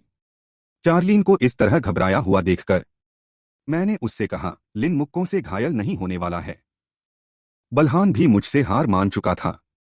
वह मन ही मन बुदबुदाया, अगर यह किसी आम इंसान का मुक्का होता तो निश्चित रूप से कुछ नहीं होता, लेकिन तुम्हारे मुक्के से मार खाना अभी भी बहुत दर्दनाक है। चार्लीन ने सिर घुमाकर मुझसे पिछले मुखौटे के बारे में पूछा कि मैंने उसकी शक्ति का कितने प्रतिशत इस्तेमाल किया था। अभी की लड़ाई में मैंने स्पष्ट रूप से महसूस किया कि समय के बहने की गति धीमी हो गई थी, लेकिन मेरी खुद की गति पर कोई पाबंदी नहीं थी। मगर चार्लीन की अगली बात ने मुझे चौंका दिया। उसने कहा कि मुखौटे की वास्तविक शक्ति को तो मैंने अभी तक छुआ भी नहीं है। वह समय का धीमा होना तो बस मुखौटा इस्तेमाल करने का एक साइड इफेक्ट था। यह सुनकर मैं दंग रह गया। मैंने नहीं सोचा था कि सिर्फ एक साइड इफेक्ट मुझे इतना शक्तिशाली बना सकता है। मैंने मौके का फायदा उठाया और तुरंत चार्लीन से पूछा कि मुखौटे का सही तरीके से उपयोग कैसे किया जाए। चार्लीन ने धैर्यपूर्वक समझाया कि अगर तुम लड़ाई में अनुमान लगा सको और दुश्मन की हरकतें तुम्हें धीमी लगने लगें तो समझो तुमने शुरुआत कर ली है। मैं बेसब्री से चार्लीन से पूछने लगा कि उस स्तर तक पहुंचने के लिए क्या करना होगा, लेकिन जब मैंने उसे यह कहते सुना कि यह तो स्वाभाविक रूप से ही उस स्तर पर पहुंचा जाता है, तब मेरे चेहरे पर अजीब सी झेंप आ गई। मैंने चार्लीन की ओर देखा। मैं लगभग भूल ही गया था कि वह भूतों की प्रजाति का एक जीनियस है। ऐसा स्तर उसके लिए खाना खाने या पानी पीने जितना ही आसान था। फिर उसने मुझसे पूछा कि क्या मुझे चक्कर जैसा महसूस हो रहा है।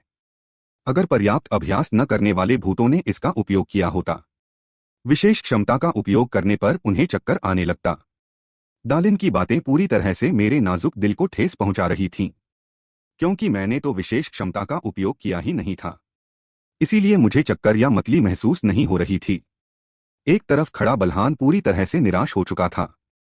भले ही वह भी सबसे महान नेक्रोमेंसर था, लेकिन अब उसे बीच में बोलने तक का मौका नहीं मिल रहा था। वह चार्लीन को पकड़कर फूट फूट कर रोने लगा और अपनी शिकायतों का रोना रोने लगा। मैंने सिर घुमाकर उसकी तरफ देखा। मैंने देखा कि बल्हान द्वारा पकड़े गए गॉब्लिनों में से एक गॉब्लिन कम लग रहा था। अगर तुम नहीं चाहते कि मैं तुम्हें कुचलकर एक सोल पिल बनाकर निकल जाऊं, तो जल्दी से जाकर उसे पकड़ो। बल्हान भी बहुत असहाय था। उसने कभी नहीं सोचा था कि उसकी ऐसी हालत हो जाएगी। सिस्टम इंटरफेस सामने आया। गॉब्लिन को सफलतापूर्वक हरा दिया गया है। दूसरी मंजिल का मिशन पूरा हुआ। तीसरी मंजिल पर भी ऐसा ही था। हम 3 लोगों ने बहुत जल्दी स्तर पार कर लिया। जब तक हम 5वीं मंजिल पर नहीं पहुंचे, तब तक कोई अप्रत्याशित घटना नहीं हुई थी। 5वीं मंजिल पर होने के दौरान मैं अनडेड गॉब्लिन को समन करने की तैयारी कर रहा था, पर मुझे नहीं पता था कि मेरे पीछे एक गॉब्लिन की नजर मुझ पर टिकी हुई थी। एक सरसराहट की आवाज के साथ उसने सीधे मेरी ओर एक जहरीला छुपा हुआ हथियार चलाया। अच्छा हुआ कि चार्लीन के आने से मैं इस संकट से बच गया। लेकिन जिस बात ने मुझे चिंतित किया वह उसका वर्तमान रूप था। उसकी वर्तमान स्थिति कुछ ठीक नहीं लग रही थी। मैंने देखा कि उसके चेहरे पर एक ऐसा हाव भाव था जो पहले कभी नहीं देखा गया था। फिर बल्हान की आवाज थोड़ी भारी हो गई। उसने पुकारा, शियाली। तभी शियाली होश में आया और उसके हाथ की लंबी तलवार भी गायब हो गई। और मैं भी इस समय ठीक से खड़ा हो गया और उन दोनों से तैयारी करने को कहा। आज रात मैं शुरू करने जा रहा हूं हजारों राक्षसों का एक सामूहिक हमला। हमारे 5वीं मंजिल में प्रवेश करने के ठीक एक दिन पहले हम पहले ही इस पर चर्चा कर चुके थे। 5वीं मंजिल पर राक्षसों के झुंड को भड़काना किस्मत के खेल पर निर्भर करता है। लेकिन इस बार अपवाद था, क्योंकि मेरे पास कृत्रिम रूप से सामूहिक हमला करवाने का तरीका था। इस बात ने शियाली और बल्हान को पूरी तरह से चौंका दिया। आखिरकार उन दोनों ने कभी कृत्रिम सामूहिक हमले के बारे में नहीं सुना था। दरअसल यह तरीका मुझे अचानक ही पता चला था। यह मैंने अपने पिछले जन्म में 300 या 400वीं मंजिल पर होने के दौरान खोजा था। इस तरीके के अनुसार टावर की हर मंजिल पर छुपा होता है राक्षसों के सामूहिक हमले को भड़काने वाला एक केंद्रीय क्षेत्र। उस केंद्रीय क्षेत्र को खोजने के बाद जब तक आप लगातार जादुई शक्ति का उपयोग करके उसे उत्तेजित करते रहेंगे, तब तक भारी संख्या में राक्षस प्रकट होते रहेंगे। बल्हान ने मुस्कुराते हुए कहा, तुम्हें इस तरीके का इस्तेमाल करके काफी फायदे मिले होंगे ना? लेकिन सच्चाई यह थी कि मैं भी इसे पहली बार आजमा रहा था। 300 से अधिक मंजिलों वाले राक्षस गॉब्लिन की तरह आसान नहीं होते। यहां तक कि 4 महान शाही परिवार भी अकेले इसे पार नहीं कर सकते थे। इसलिए जब मुझे इस रहस्य का पता चला, तब तक इसका उपयोग नहीं किया जा सकता था। टावर के भीतर एक छोटे से शहर में अचानक किसी ने महसूस किया कि उनके पैरों के नीचे की जमीन लगातार कांप रही है। जब बाकी लोग इस स्थिति को लेकर हैरान थे, तभी पीले बालों वाले ने अचानक उनसे सामने देखने को कहा। उनके ठीक सामने एक टेलीपोर्टेशन एरे प्रकट हो गया था।